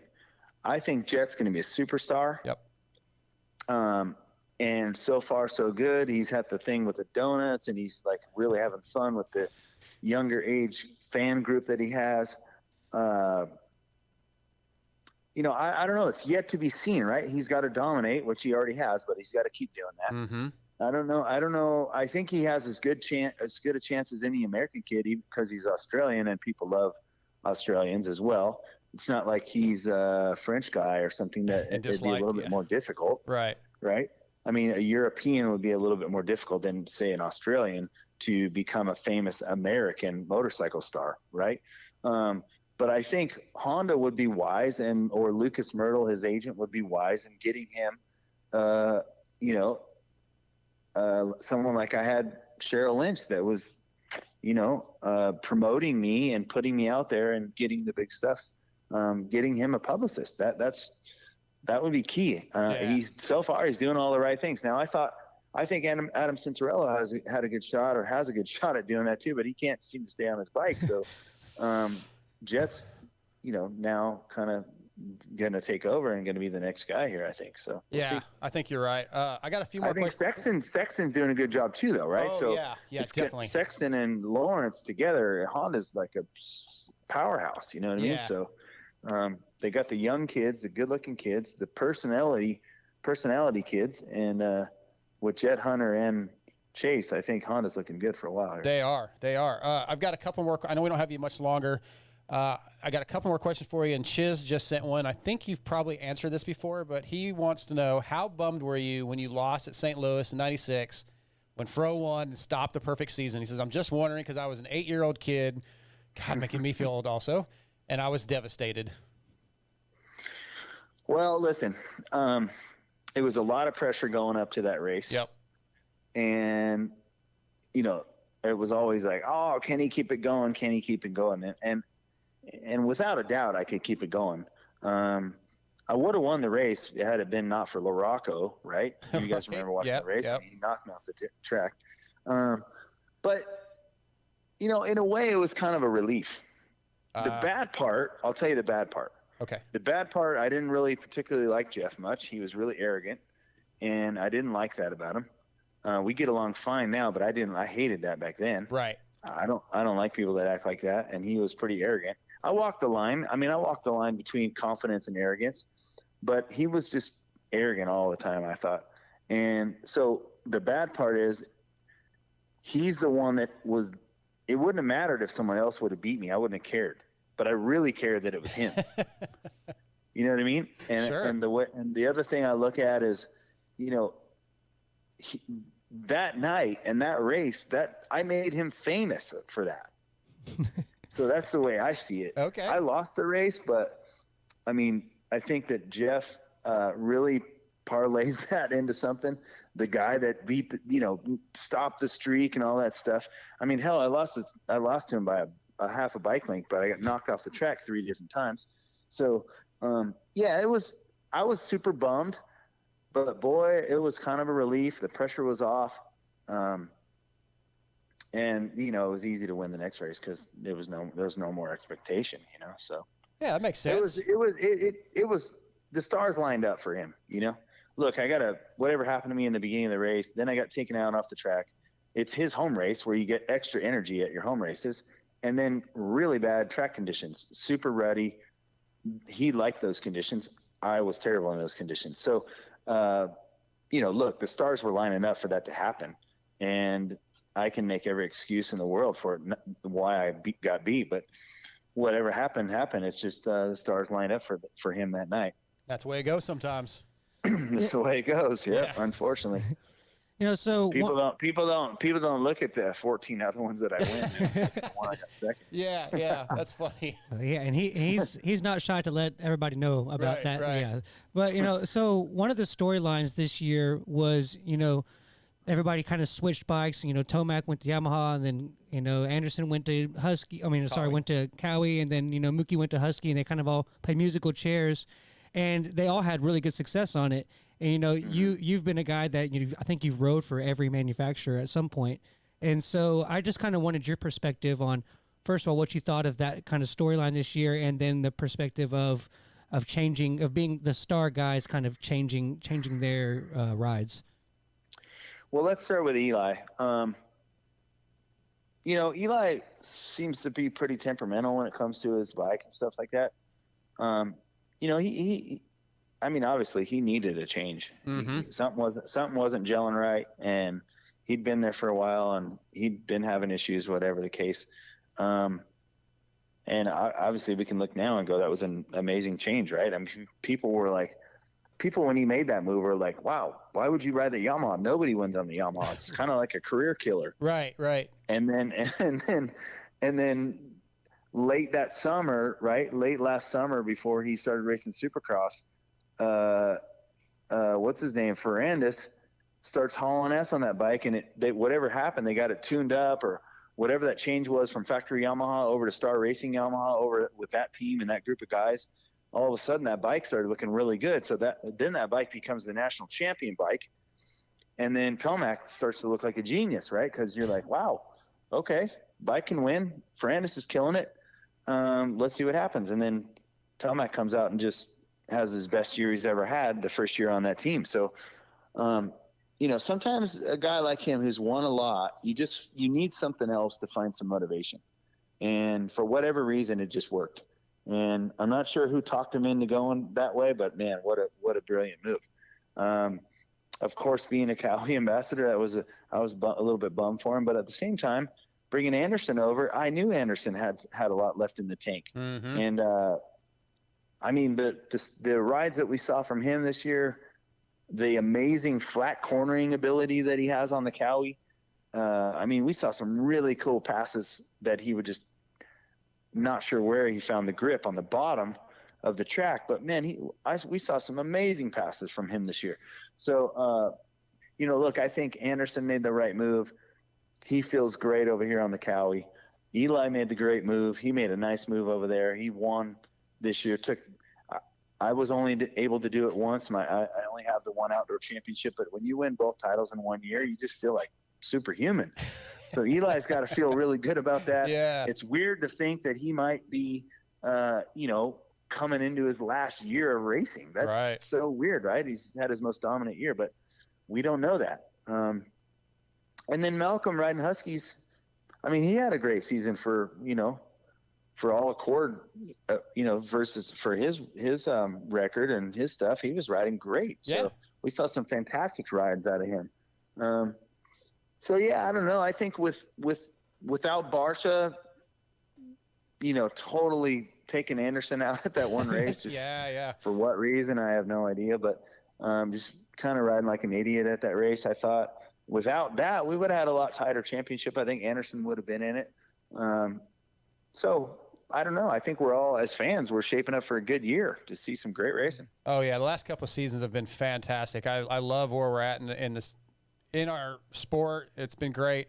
I want to get two more questions in. I know real quick, you recently. I'm not stressing. I got okay. time. All right. Well, I told you 20 minutes, but it's all good. You're the king, man. I mean, we had a list. Thank you. I appreciate it, but I'm good. Recently, the California 300, your daughter Rowan and I believe you both raced together. You were in the car while she was driving? Yeah. How cool is that? Yeah, I rode shotgun, yep. How cool was that to be able to go race with your daughter? Yeah, it was neat. We've been really, as a family, enjoying the side-by-side world the last couple of years. Go to the desert on the weekends and we deal. Some of you guys might not know, but my girls grew up racing go-kart, like dirt go-karts, and I raced short course trucks for a long time, and they had a kids class, so the girls were racing out there. And then since I stopped racing trucks, we really just sort of got rid of the race cars, started doing the side-by-sides, and then this year we kind of entered a few desert races, and I let her drive the Mint 400, and then this last race was the California 300. And I just kind of navigated. I rode in the shotgun seat. I prepped the car, and we got the thing ready, and I just put her in the driver's seat. She's been wanting to race. So just trying to give her experience out in the desert. And it's kind of my first goal at it when it comes to long distance desert races. I'm a track guy. I grew up like that. So right. Me riding in the shotgun seat, I get to experience it on a little bit different level before I get back in the driver's seat. So my idea was to let Rowan race, prep the car, let her race. I'll ride shotgun. I can navigate. We can learn the ropes together. And then now I think she's got over 700 miles of racing in already with me in the passenger seat. So now I think I can get out of the seat and put someone else in there that can navigate with her and change tires and whatever else might be needed if there's a problem out on the course. And then I have a new Kawasaki KRX 1000 being built for my younger daughter, who's 14. And then I'll probably ride in the passenger seat with her a couple times this year. And then with the hopes at the end of 22 or 23, that they'll both have co-drivers and I'll be able to get back in the driver's seat and we'll be able to race against each other as a family. Awesome, man. That's so great. Like I love stuff like that. I mean, it's come full circle, man. You know, that's just awesome. Yeah. I mean, look, I feel good about it. Look, the girls learned how to ride dirt bikes when they were little and we were all riding, you know, on the weekends and stuff, but they've gotten older. At one's 16, one's 14. It's, you know, I feel good about them being inside of a cage with a seatbelt and stuff like that. And look, we just do it as a family hobby. My kids are doing other sports and all that. And as long as their grades are good, we like to go out on the weekends and do some off-roading or some racing. And Kawasaki coming out with that side-by-side has been a really cool machine. So we're having a blast as a family with that stuff. Good. And hopefully this next year is going to be more of the same. Next question. My buddy Ryan Gauld recreated a picture from Daytona 98 with you this weekend. Did you have any idea what was going on? Did he weird you out any? Oh, no, I saw him. Yeah. Okay. So I saw his Instagram too. It was cool. He told me the story. Right.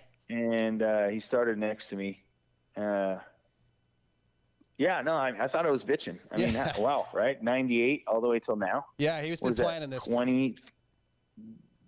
23, 4 years? Yeah. Crazy. Yeah. It was a big deal to him, so he was really stoked. He was in studio with Mathis last night, and yeah, he was really happy. He was trying to figure out how he was going to get it done. He had to line up next to you, but he rolled up there, and I think he wanted to be on, I think, the right side of you, but somebody was already there, maybe Dubak, I can't even remember. But yeah, he was pretty stoked on it, so I didn't know if you were like, what is going on with this dude? You know what? You know what's cool about the vet races is you see so many things like that. Yeah. Like so many guys I met this weekend. Yeah, I saw you back in, you know, whatever, 99. Right. And even guys like him that I raced with. Yep. I mean, I wouldn't have known that unless he told me. So that was cool. Yeah. We got a lot of cool stories. You know, obviously Chris Kiefer was on last night. I think you maybe waved him by because I think you got a little arm pump and let him go. Yeah. So yeah, I knew Kiefer would be a problem. I have not been riding. So right. I was like, you were good a few laps, and then you got tired. Yeah, I didn't get physically tired. I got arm pump. Right. So I felt fine physically. I just was holding on too tight. Yep. My suspension was way too stiff and the track was way too gnarly for me to be riding that fast. So, when those guys got behind me, they had been battling and I was like, you know what? I'm pulling over. Let them go. So, yeah, I feel that. It was going to get too dangerous for me to try. My willpower wanted to stay in there, but my brain said, no, don't be doing that. That's it. All right. Last question. This is just a general personality question I ask every once in a while. When you load the toilet paper on the roll, does the paper go over the top or off the back? When you're looking at the paper roll, it's coming over the top at you. Perfect. All right, you're a good person. You're normal. You're correct. Yeah, whoever brings it underneath is wacky. Exactly. Yeah, if it goes against the back wall, it doesn't make any sense. Yeah, perfect. All right. Yep. Jeremy, man, thank you. It really, as we talked earlier, having you on the show is one of the highlights for us. So it means a lot that you took time. I know you probably get tons and tons of requests and things to do every day. So thank you so much. No, you guys, I enjoyed hanging and talking to you guys. Hit me up anytime. Listen, I like bench racing. I love moto just as much as you guys do. So I enjoy every second I get to be talking about the greatest sport we have, right? So absolutely. I enjoyed it. And again, let's not wait so long this next time. Sounds good, man. I'm sure I'll see you at A1 and we'll do it again sometime during the season. You got it. All right, guys. Well, cheers, man. Thanks for having me and see you soon. Okay. See ya, bud. All right. Bye. Right. Whew. What a highlight, dude. McGrath is the man. Dude, what's crazy is that I like kind of like there was such a good like conversation and like our questions and the way he was answering was going so well that I kind of really, it's not that I forgot it was McGrath, but like I was just kind of like in he's a normal guy. Yeah, I was dude. like in the conversation at the end of it. Yeah. I was like, that was so freaking cool. Yeah, he like, makes you feel that way. The first Yeah. time he came on was the same way.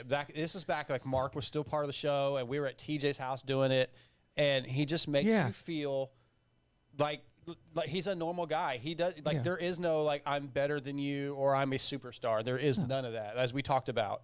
And it's true. It's not an act. That's how he is. It's just it's like I forgot that he was the guy on the video games that I played, and on the I had the McGrath bike that was like this big. Oh yeah, yeah. And I used to have all the little ones, but I gave them to Cole and April Johnson's to Nick when he Yeah. was a kid. But see, I have his. First Yeah, year and, LP and he's photos. his chaparral pictures is on the pot, you know. Oh yeah, that's right. I forgot about that. All right, we're gonna take our commercial break. We'll be right back with Kristen Anderson. All right, we're back from break. That Jeremy McGrath interview, Scotty, that was something. Yeah, you got a tough follow. I'm sorry. No, Kristen's going to kill it. Our next guest is brought to you tonight by Dubya USA. They are not currently a sponsor of the show, but they are coming on board on 2023. From Dubya USA, Kristen Anderson. Kristen, how you doing? Hi, I'm good. Thanks for having me. Yeah, I really want to get you in after this weekend. Obviously, the 2022 W World Vet Motocross Championships just wrapped up. John was on Pulp last night, and I think he said there was somewhere almost close to 1,100 entries. Yes, we had record number of entries at nearly 1,100, record attendance, almost 2,500 spectators. And we had 24 different countries and 38 different states represented. So we're really thankful to everybody that just came out and supported the race in one way or another. It is why we are successful. Yeah, what do you think the success of this series or this event has been from? I mean, obviously your dad put a lot into it, and Jeremy just said amazing things about your dad, and unfortunately I never got the chance to meet him. We've talked about that before, but the event as a whole, though, just more and more people come. Glen Helen made tons of improvements this year. It was probably one of the best run vet worlds of all time. But what do you think it is about this event that's so special? Well, I think, it was born out of, my dad's passion just for the industry itself. I always say, like, he was literally the most passionate person about motorcycling, from racing to the business side to, trying to help people that are in need of it.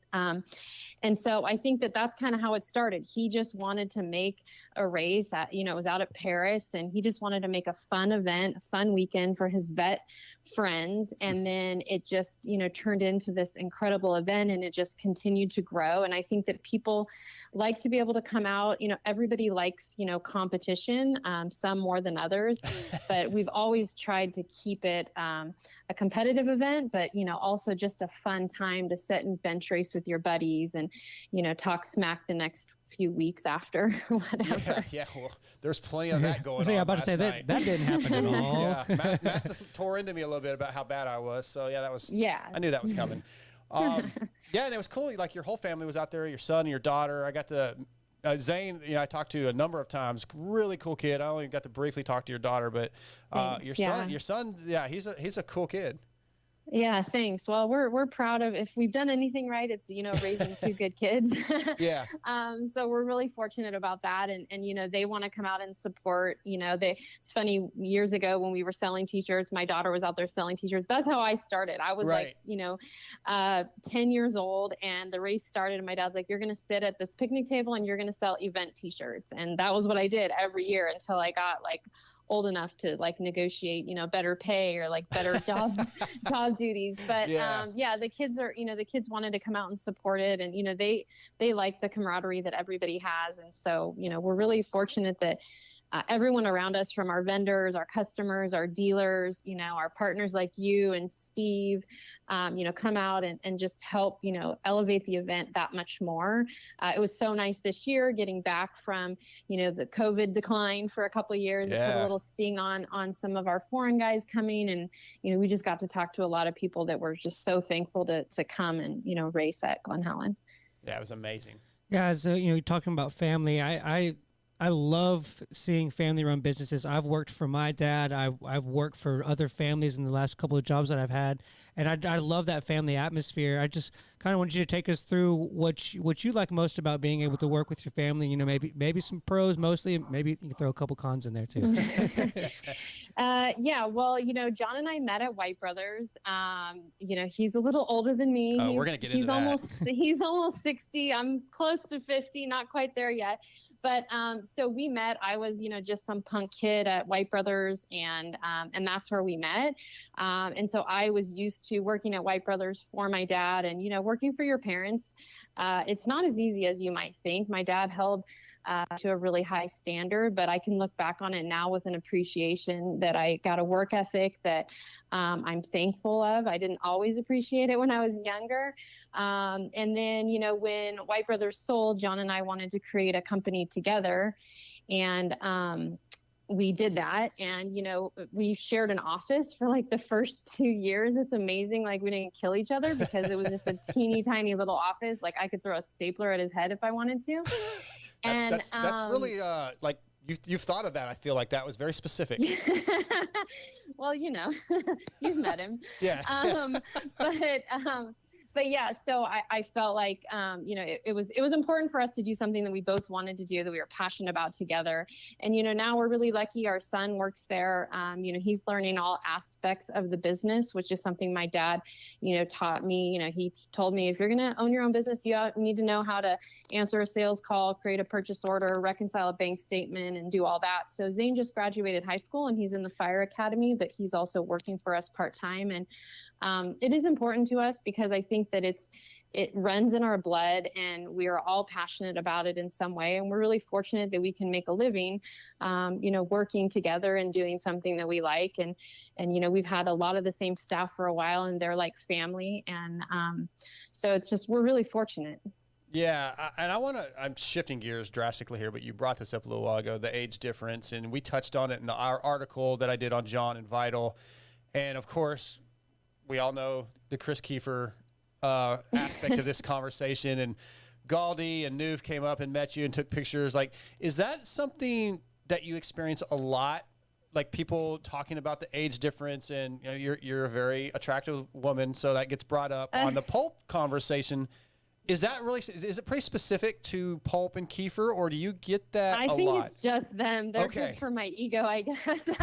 I don't know. I guess I need to like start sliding you guys some money on the side to like help my confidence or something. No but I mean, the age difference, yes. People joke around about it. Yeah. You know, like we're 13 years apart. We met when I was 8 years old. You know, like it's there. Yeah. But I don't hear, aside from like people joking around, I know like the basement husband joke, which I don't totally even know what that is, but there's always some little snide jokes. And John's always very quick to say that, you know, that I'm the lucky one, not him. Yeah. Basement basically means he's at the bottom. You're elevated. You're way. It basically means you're way too hot for him. But John's a good looking dude. Yeah, he is. He's a good looking guy. So we just celebrated 20 years of marriage. So that's really awesome. Yeah, I love the story. Again, check out vital.com. There's an interview I did with John, and he talks about all that, how they met, and how you know, he wasn't dating her when she was 12. So you guys don't worry about that. No. You know, it was years later. So it was all fine. And you know, how was your dad with that? Like, was it ever weird? Well, no, it wasn't weird for me. But John always tells the story that, you know, when my dad we didn't tell my dad right away, you know, and, when he finally figured it out, he pulled John in his office and said, "Hey, if this doesn't work out with you and my daughter, one of you is going to be without a job, and it's not her." I like it. But I mean, but it worked out, and you know, it here we are. Right. Scotty? Did you have something?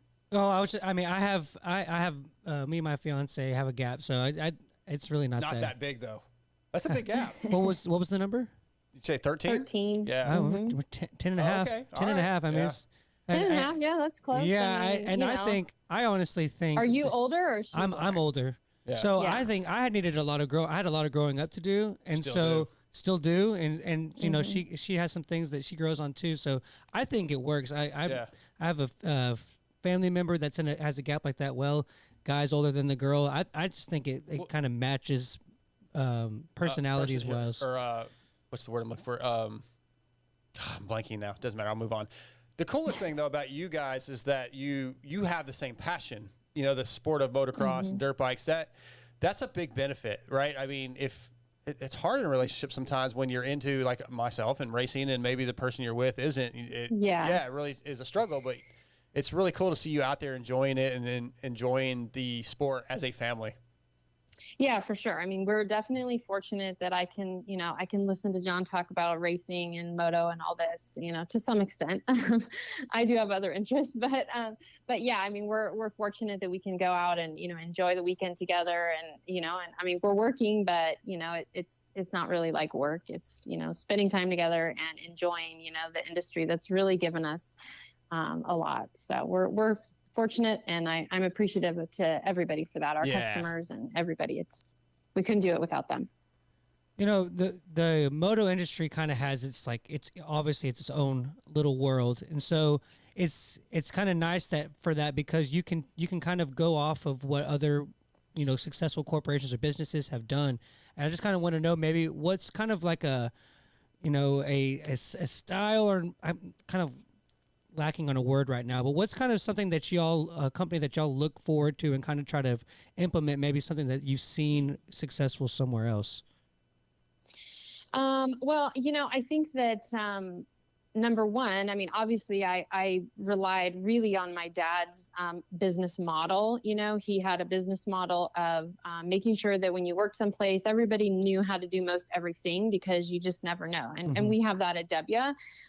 We want people to be able to be, multidimensional, where they can answer a sales call, or they can help lace a wheel or ship a package. And, a good majority of our staff can do that. But, there's just people that I've been fortunate enough to grow up and watch, and I have such a high respect for, Eddie Cole. He was a good friend of my dad's, and he's an amazing businessman. And I look at all of his companies and how he's sort of run things, and I would be remiss to say that I don't try and emulate him. I have picked up the phone and called him and say, "Hey, Eddie, can I run this by you?" Craig Shoemaker, who used to own WPS, when my dad and when I first started W, we went up to WPS, and I was begging them basically to sell our wheels. And I needed a big customer at the time. And so we went up there, and I hadn't been to WPS before, and it was like a White Brothers on steroids. They had a lot more people than we did, but he would cruise the sales floor, and he'd always say hi to everybody. And he was friendly and engaging with his staff. He wasn't like the boss. And I don't want to ever be the boss. I don't want anybody that I work with that works at Dubya to feel like, oh, I can't talk to Kristen because she's the boss. And I know John feels the same way. Like, we're just a place you work, and we might sign your check, but we want to help, you grow and learn and feel like you enjoy coming to work. I mean, it's work at the end of the day, but it's a pretty, fun place to work. And so that's probably one thing that I always want to make sure is it's not fun every day. Right. Yeah. But that's cool that you have that outlook, because most people hate going to work, right? So if you have a boss that wants you to enjoy your job and feel comfortable like that, I mean, that's the first step. So that's great. I was going to ask you, since we're talking about this, I heard that sometimes you can be pretty tough on the business side. So you heard that? I heard that, which when I was told that, I was like, that doesn't fit. But I've only talked to you a couple times, and it's at events. So I've never had to deal with you on the business side, media, whatever. Yeah. So I mean, I don't, was that somebody I know, or? You know the person. It wasn't bad. It was just like, she's kind of scared me sometimes. I mean, hey, that's the Tom White side of me. Like, you never know you're never going to question where I stand on something. Okay. I'm not going to dance around it. Yeah. I just tell you how it is. And sometimes, I could probably work on that, but, it's just, if I don't like you doing something, then I'm going to tell you, or, if I think we could do it differently, I'm also going to tell you that. It doesn't mean I'm not open to suggestions, but I can be bitchy. There's no doubt about it. Okay, perfect. That answered that question. I love it. How about the X brand goggles with the W branding that you guys gave myself and Mathis? Those will be available. Yeah. I don't know when are those available? They're going to be available the week of Thanksgiving. We'll be Okay. launching them with some specials and some things like that. I mean, we kind of did like a little soft launch out at the vet race. Yep. But yeah, John, another person we've worked with who runs a very successful business is Rich Taylor. And so him and John kind of created this passion project really for John. John always thought it would be cool to have a goggle. And so we kind of co-branded the X brand goggle. That's the Lucid goggle. Yep. And, it's a great goggle and we're proud of that. We're not getting, it was just like kind of a one thing. It's a one-off thing, just something fun and unique. But yeah, we're really fortunate to be able to partner with people. I mean, we can call up people and say, hey, we have this crazy idea. Can we like make a W goggle? And Rich was like, yeah, let's do it. Yeah, it's really cool. X Brand's a sponsor of the show, and I've worked for Rich for years selling X Brand out here, and I was already in the Lucids anyway, and these things are great. If you guys haven't seen them, they were on camera a minute ago, but they're all black Lucids with gray W branding. They've got the W logo on the lens, and they'll be available on WUSA.com around Thanksgiving, correct? Yeah, that's correct. Yeah, they're fantastic. So check those things out. I wore them in Moto 2, the first Moto of Sunday morning, and really dark tinted lens, which was perfect because the sun was just blasting in my face at the time. So yeah. Very, very cool that. What else is going on with W for 23? Obviously you guys sponsor many of the teams and privateers in the pits. You're probably the leader in wheels in our sport. What's new for 23? Well, I mean, going into racing, we're really fortunate to be on nearly all of the teams. We're, all the teams are still kind of sorting some of themselves out, but I think it's safe to say that probably 90% of them will be on a W hub, either it be Han or Kite. Han's manufactured in the Netherlands and Kite is out of Italy, on the KTM Star team, and Han is the Netherlands, and that's Rockstar Husky, AEO, and a few others. And then obviously we also want to support the privateers as best we can. And so that's exciting. Racing is kind of what drives the business, but we also have, our Edge wheel, which is our price point wheel. Our adventure business has really taken off over the last, 6 or 9 months. We do cush drive hubs, we do tubeless wheels. So on the adventure side, basically anything you need, we have that. We also have our vintage and OE rebuild, which has really taken on a life of its own. Vintage is obviously, special to me because my dad collected vintage bikes. Yeah. But now it's kind of just become its own animal where we just have a whole vintage division. We have a couple guys that's all they do all day. And really because we, can manufacture our spokes in-house, all these vintage guys that have, a 70 CZ or a Mako or a Rickman or whatever, they can just send us the hubs. We'll make the spokes, we'll lace it to rims, we'll Cerakote them, do whatever they want. So that's kind of become its own animal. Scotty, this is going to be really awkward. How sexy is it hearing her talk about wheels and like knowing what she's talking about? No comment. Okay, fair enough. Yeah, it's pretty hot. Go ahead, Scotty, because I'm just flustered now. Yeah, he's red. You literally got him red. Man, to be John Anderson. So I just, I was kind of off the top of my head, I was thinking, so this time of year, getting ready for Christmas season, compared to all of the, springtime, all of the racing seasons about to start, what do y'all see a bigger spike in sales of?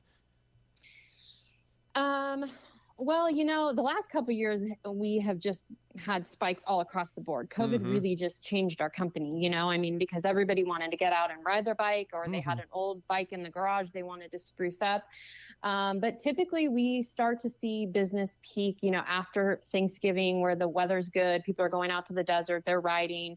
And then Christmas, we get like a little burst of, things like that. Right now we're doing a lot of wheels for Mini-O's. And then right when Supercross takes off, it's kind of like the season goes full bore. And again, because we're doing more than just custom wheels, you can always go to our custom wheel builder and build your dream wheel. Or you can just say, hey, I'm a little bit on a budget and I want to do my, OEM hubs or whatever. We also just offer service if somebody just wants to come in and or bring their wheels in and have us just, check the bearings and do all that. So typically our season is January to May, where it's kind of just full all out.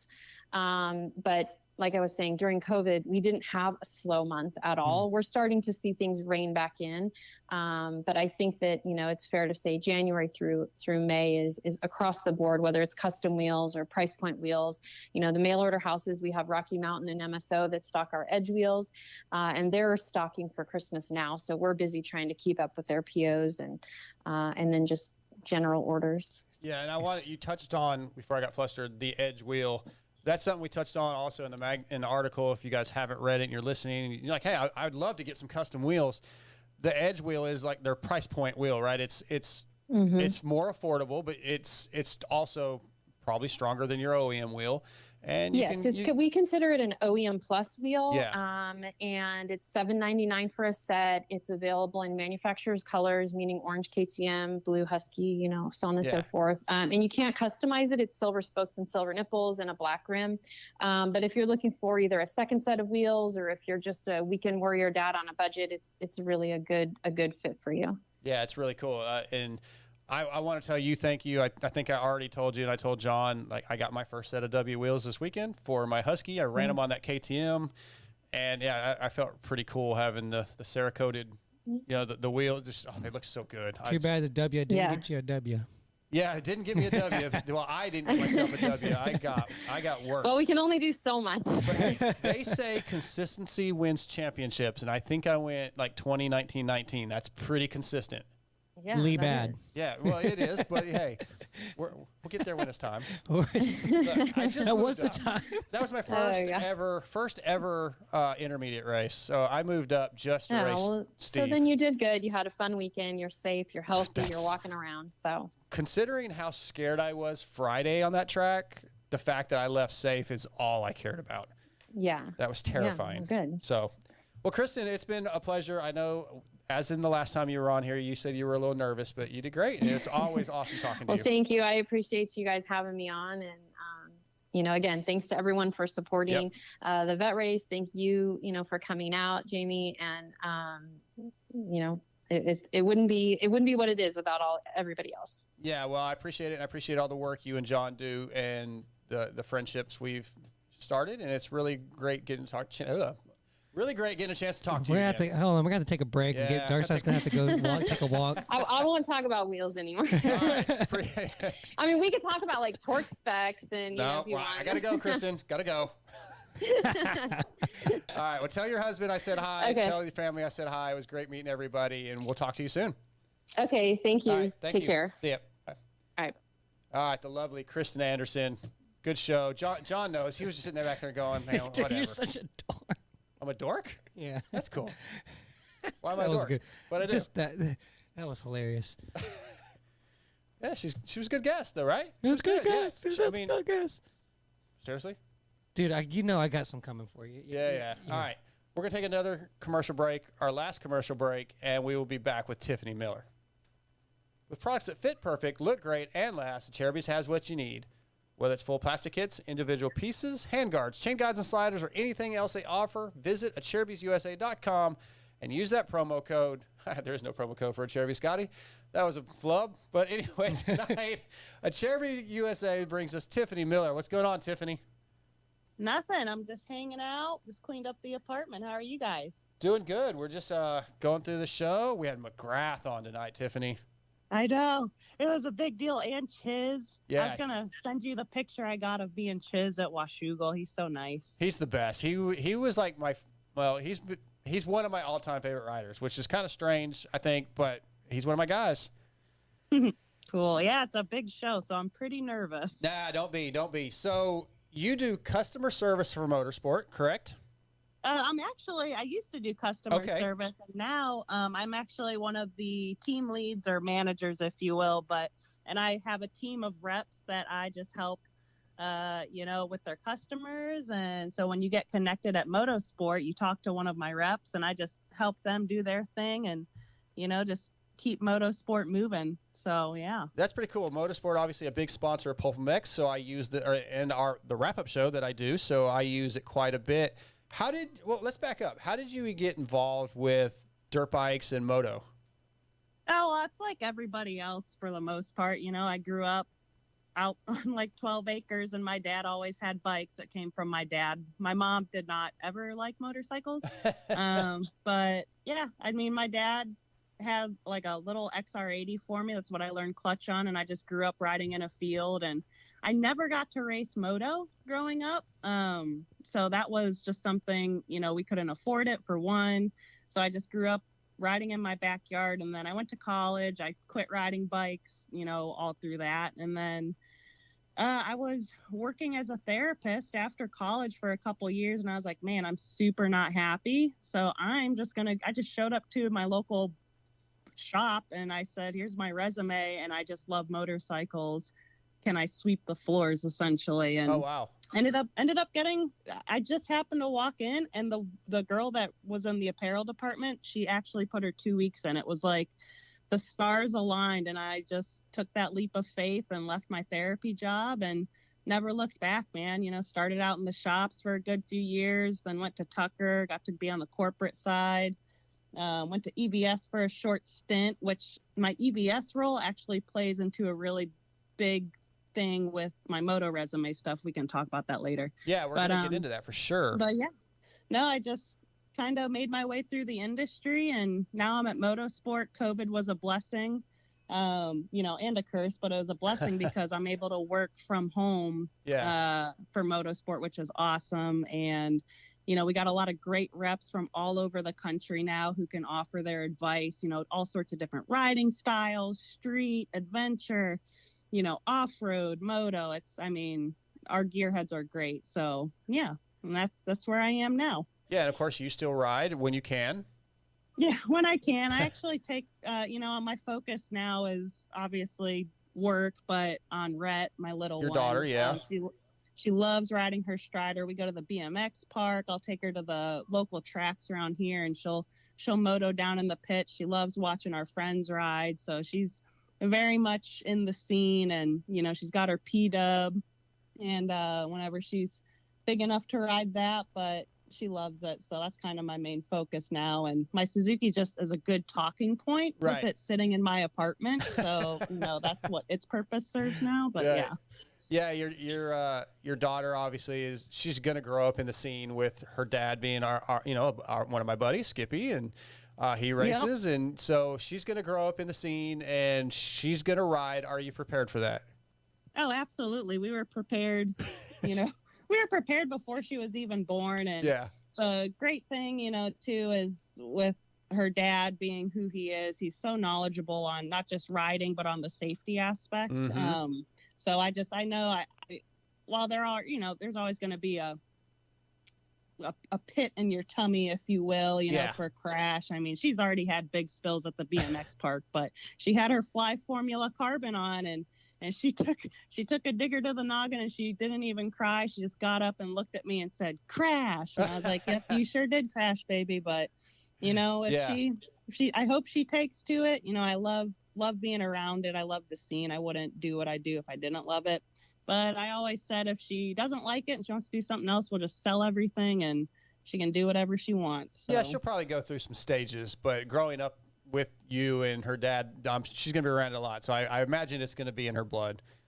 Oh, yeah. I love it. So I'm not so much nervous, but I'm sure I'll change my tune when she actually lines up behind the gate for the first time, you know? Yeah, I'm so glad my kid never really got into it. He did race once, but he just went riding a few times, and I was a nervous wreck. I hated it. So, yep. Well, you're not giving me any hope then, Darkside. Yeah, it wasn't good for me. And the other thing was he just wasn't very good. Neither am I, apparently. But I was always panicked when I was on the track and he was out there riding. And I was like, oh, where is he? Where is he? And he fell over. I got to go help him. And it was just, it made it hard to enjoy going and riding myself. I probably should have just given it up for a while. But he went into it anyway, so it worked out. There you go. Well, let's talk about Moto Resume. What brought this on? Talk about what it is, you know, what you're trying to do. So Moto Resume came about when I was at my job at EBS. I was the athlete manager for a real short stint.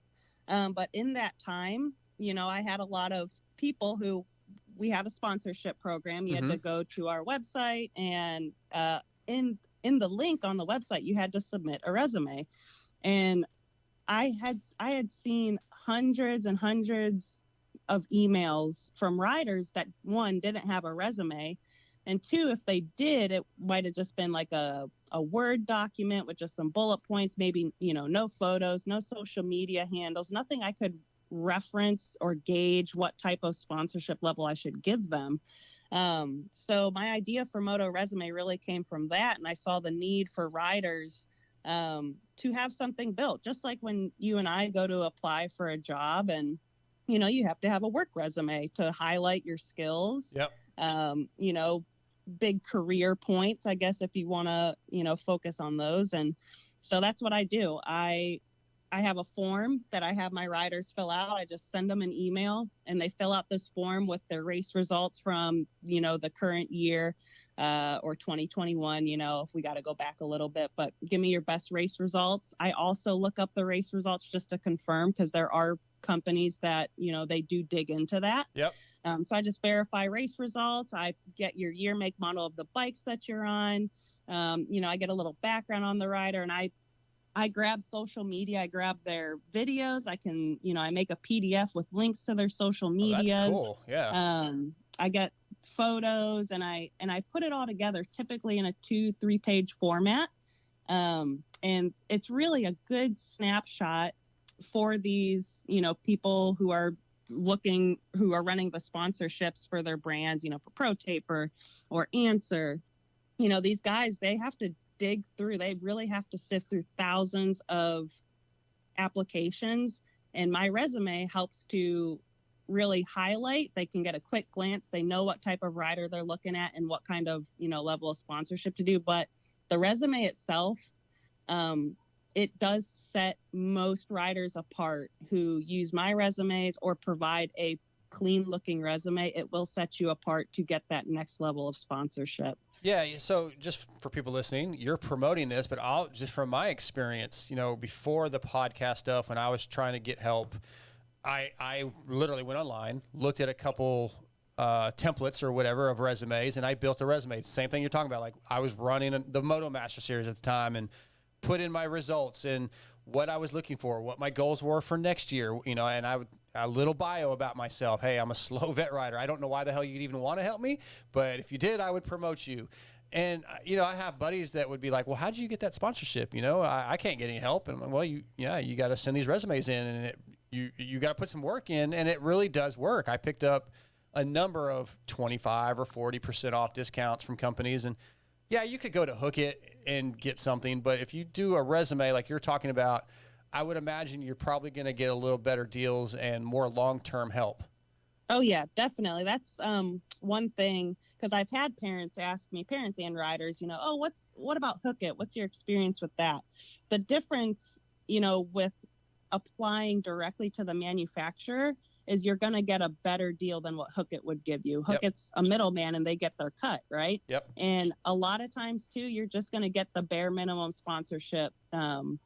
It's just, from what I have seen working directly with those manufacturers, you create a relationship, it's one-on-one, you and them.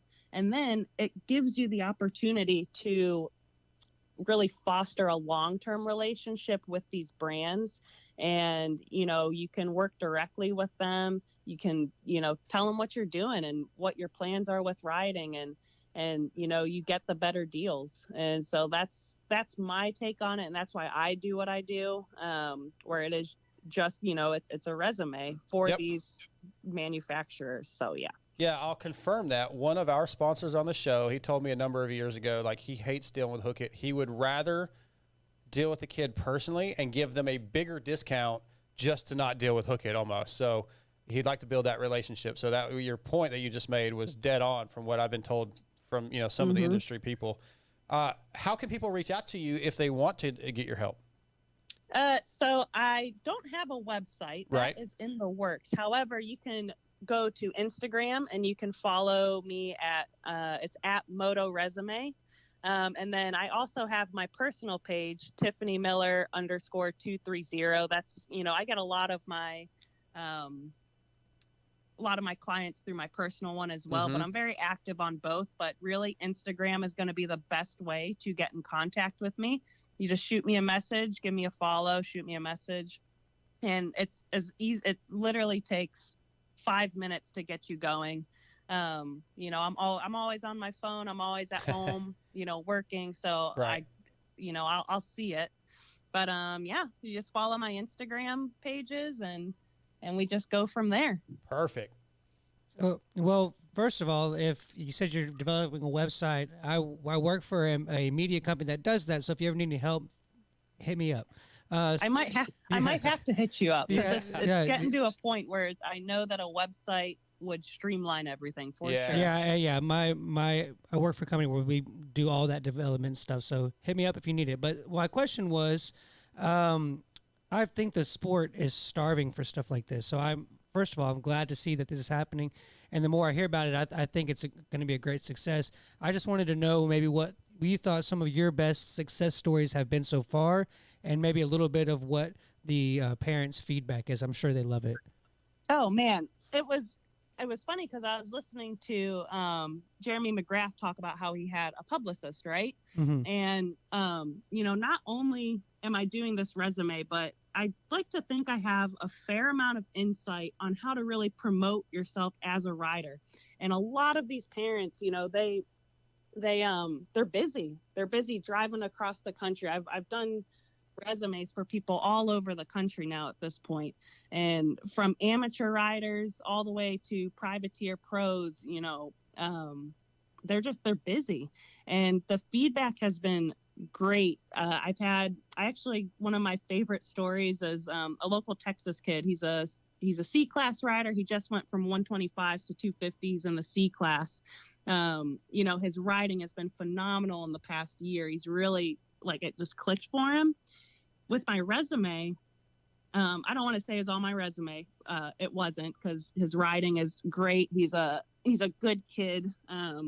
But his dad got back to me and told me that, hey, you know, I applied with your resume, and he got a full sponsorship for the year with Answer, and he gets the gear. He gets, you know, so many gear sets for the year. He also got a great sponsorship with Pro Taper, where he gets, you know, so much money to spend on Pro Taper stuff. And, you know, so that made me feel really good. I'm like, okay, my work is getting out there. And then on top of that, when his resume went across the desk of the people at Pro Taper and Answer, those guys over at Tucker actually reached out to me, and they said, this is how I wish all the resumes looked. This is how you got to tell families and riders that this is what we are looking for in applications. It's a quick snapshot. It helps us figure out, okay, there's some action shots. I can see how they're riding. All right, cool. They got their goals for, you know, 2023 or for the upcoming year. That's what they're looking for. That's what these brands are looking for. And how will the rider, because you have to think of it too, it's a return on investment for the sponsor. You know, they're not just handing out discounts. They expect you as a rider to promote their brand, right? And so that's also something I'm incorporating. I have a couple riders who their families have agreed to let me help coach as far as marketing goes. You know, it's not just throwing those Insta bangers on. A lot of people like to just post up a sweet, which, you know, if I could throw a pancake on my Suzuki, heck yeah, I'd be posting it. But it's really, I want to instill in these young riders who are coming up it's like Jeremy McGrath said, branding yourself. Because there are a lot of riders who post those bangers, but when you are taking the time to highlight one of your sponsors, going, you know, say your local dealership who sponsors you, gets you, you know, OEM parts at a good deal, go to that shop, put their hat on, put their shirt on, stand out there with your bike in front of their shop and say, this is their hours. This is where I get my parts. You can shop here. Da, da, da, da. And, you know, that is what helps foster that long-term relationship. And then other brands will see, wow, that kid he's marketing himself. Wow, I want to work with him. Yeah, he's going to be a good representation of my brand. And so that's what I really, you know, on top of these resumes, you know, I feel I can offer that as well. Just some sort of guidance. You know, I don't want to say I'm the best or, you know, I'm not the worst, but I like to think I can offer guidance to these families and riders on how they can not just get the sponsorships, but really foster that relationship with their sponsors. And I've had just amazing feedback from every client that I've worked with. And, they've, maybe I'll crank out a resume for them. And if there's something they don't like, they're open and telling me, and I'll adjust it until they like it. Yeah. So I'm always willing to adjust and make it exactly how they want. I make the riders involved. I make sure that the parents share it with their riders, because ultimately that's their resume. So yeah. Yeah. And this isn't just for young kids. I mean, I was like 40 years old when I did the whole thing I was talking about a minute ago, put a resume together and reached out and picked up Fly and X-Brand and Galfer. Yeah. So, you don't have to even be racing that much. I wasn't racing that. No, I was only racing. You don't even have to be a racer. Like, yeah, that's true. That's the beauty of what I do, is I take pride in, even if you don't race, or, you're a weekend warrior, it's an expensive sport, but we all have something to offer, even if we're not a racer. And we see, these free riders, they're not competing. People aren't always competing, but just getting, branding yourself. And I tell that to every client that I work with. It doesn't matter if your kid's a P-dub racer who just got his bike, hasn't raced yet. We can make something that brands will look at and be like, wow, this person took the time to have this nice resume made. Yeah, they should definitely get a sponsorship or some sort of help, because they're going just that little extra mile, to show that they're, they want the brand. Absolutely. Yeah, it's so funny. Like you said, the Insta bangers. These kids like literally think like, I just threw a whip on Instagram. Where's my money? like it's so not the case. But so one of the questions I had for you is it's kind of off topic. So I've had some times where I've been in a race and I've raced against girls, and it doesn't really matter to me. A racing's a race, and I'm going to race you the same no matter what. But I have seen some cases where that wasn't the idea, and that people have kind of been extra aggro because it's a girl rider. I just kind of want to know what experiences you've had with that, and if you had any good stories. Oh my gosh. So normally I was racing a lot more before I got pregnant with my kiddo, and now I'm, I work a lot and I'm a single mom most of the time. And so I don't really have a lot of time for racing anymore. But when I was racing, I was typically in, the women's class. So there'd be like 5 or 10 of us, and they're all younger than me, and they'd spank my butt on their KX85. But one of my favorite races was out at Swan MX, and I lined up. I can't remember what class it was, but it was an open class, an age class, but it wasn't, the pros weren't allowed in it, so I didn't have to worry about that, but I was on the line with 450s and 250s and older guys, like, who are probably in their like 30s, so probably some sort of plus 25 class. But I lined up with this guy on his RMZ 450, and we're just talking and having a good old time, and I told the guy, I said, I'm going to beat you to the first turn. I said, because I'm pretty confident in my starts, and I have a pretty good reaction time. And he's like, okay. And I said, all right. And then I did beat him to the first corner. It was so funny. But I mean, I've never had any, I'm not super fast. So, but I've heard, I work with some women at Motosport who are B riders in the men's class. And they have had some stories where dudes are just super aggro, give them a hard time because the girls are faster. But that's not always the case, but I've heard of it. I haven't ran into it myself. The guys have always been super nice to line up with me. I love it. I appreciate those guys, and they make it's a lot of fun when I get to line up with them. So when was that? I was probably in that race. Yeah, you were probably that guy. I wasn't on the RM, so it wasn't me, but I probably literally was in that race because I raced that plus 25 class at Swan all the time. Open amateur. This was probably back in 2018. I believe was the year before I got pregnant. 2018, I think. 2018, 2019. Was it Pro Challenge or was it just a race? I don't think it was the Pro Challenge, because I wouldn't have gone to that. I still probably was there. I raced that entire series in the plus 25 class in 2018. So. Well, maybe we were there. It was the one and only time I did that class, because I just wanted to do more than the women's class, So it was fun. It was a good time. I loved it. Well, guys, if you're looking for some help, and I'm telling you, you do one of these resumes, and you might get. We all complain about how expensive gear is and whatever. All the parts are expensive. My first sponsorship from Fly was something like 40% off, and it helps. And if you stick with them, like the next year, I think it was 50% off, and that's huge. So if you guys are looking for some help and you don't really know what to do, then you got to hit up Tiffany. Again, at Tiffany Miller _230 or at Moto Resume on Instagram. She'll help you out. She's been helping a lot of people out. And I don't know. I think this is an appropriate statement. You're again, we mentioned your ex is Skippy. He's my buddy. You know how relationships can be when they end. Skippy said nothing but great things about Tiffany and how her resume stuff's been going and how proud he was of her. So if the ex can say positive things about her, it's got to be good. So I think that I'm pleasantly surprised with how my resume stuff has been going. Yeah. It's been a real joy for me to know that I'm helping the moto community. Because it's like you guys had said earlier, it's something I think that is really needed. A lot of parents, that's what they say. I need help finding these sponsors. Can you help me? And I offer not just the resume, but after I make that resume for you, if you ever have questions on where to apply, how to apply, I'm there every step of the way, and I'm more than happy to do that. So Perfect. Just as long as everyone's okay with knowing that I work full time and of course, full time. So yes.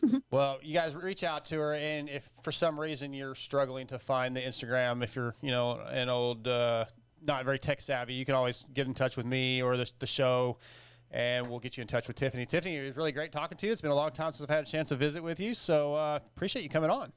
Yeah, thanks for having me, Dark Side, and I miss ya, and I'm so proud of you doing all these big things. You're a big deal, man. Nah, same old guy, man. Same old guy. Just had a couple things go my way, and shut up, you deserve it all, man. I'm proud of you. Well, I'm proud of you, too, and I look forward to seeing you soon, Tiffany. Thank you. All right, thanks, guys. All right, see you later. Bye. All right, thanks to Tiffany Miller for coming on. Thanks to Kyle Chisholm, Jeremy McGrath, Kristen Anderson from W Wheels. Scotty, good show. Whatever happened to we called our post thing? Cross-threaded. It was something to do cross-threaded. Oh, I just kind of dropped that. I thought you were talking about the beef. Well, we stopped doing the beef. Oh, you came up with these great ideas, and then we don't. Well, we haven't done that many shows recently. That is also true. That is that's also part of it. Very true statement. Yeah. It's just the off season, and I've been with the new job. I've been gone a lot. Like next week, no show. I'll be in Paris until Monday night. And then I have to do Pulp's doing his show Tuesday. Kind of screwed us over. We could do a show, but I'm still getting paid to do a couple more wrap-ups, and I've got to I have to put unfortunately, I have to put Pulp first until that contract's up. So, yeah. Yeah, it is what it is. It is what it is. But, thanks for everybody. It was a great show. Really enjoyed it. I want to thank Jerky USA, Race Tech, Fly Racing, X-Brand Goggles, Works Connection, Torque One Racing, Our Jerky, Berm Lords Graphics and Jersey ID, Shock Socks, Williams Moto Works, Extreme Colors, Blood Lubricants, Power Band Racing, TruFusion Sports, and Grill Your Ass Off. This is episode 248. Again, no show next week. We will let you know when the next one's coming. And once again, I still have not sent out the Grill Your Ass Off or the Hellfire album. It will get sent off when I get back from Paris. I'm the one that never does anything. Well, I'm busy as shit. It'll go out next week, I promise. So thanks, guys, for listening. Thanks for being a part of this. We'll be back. See ya.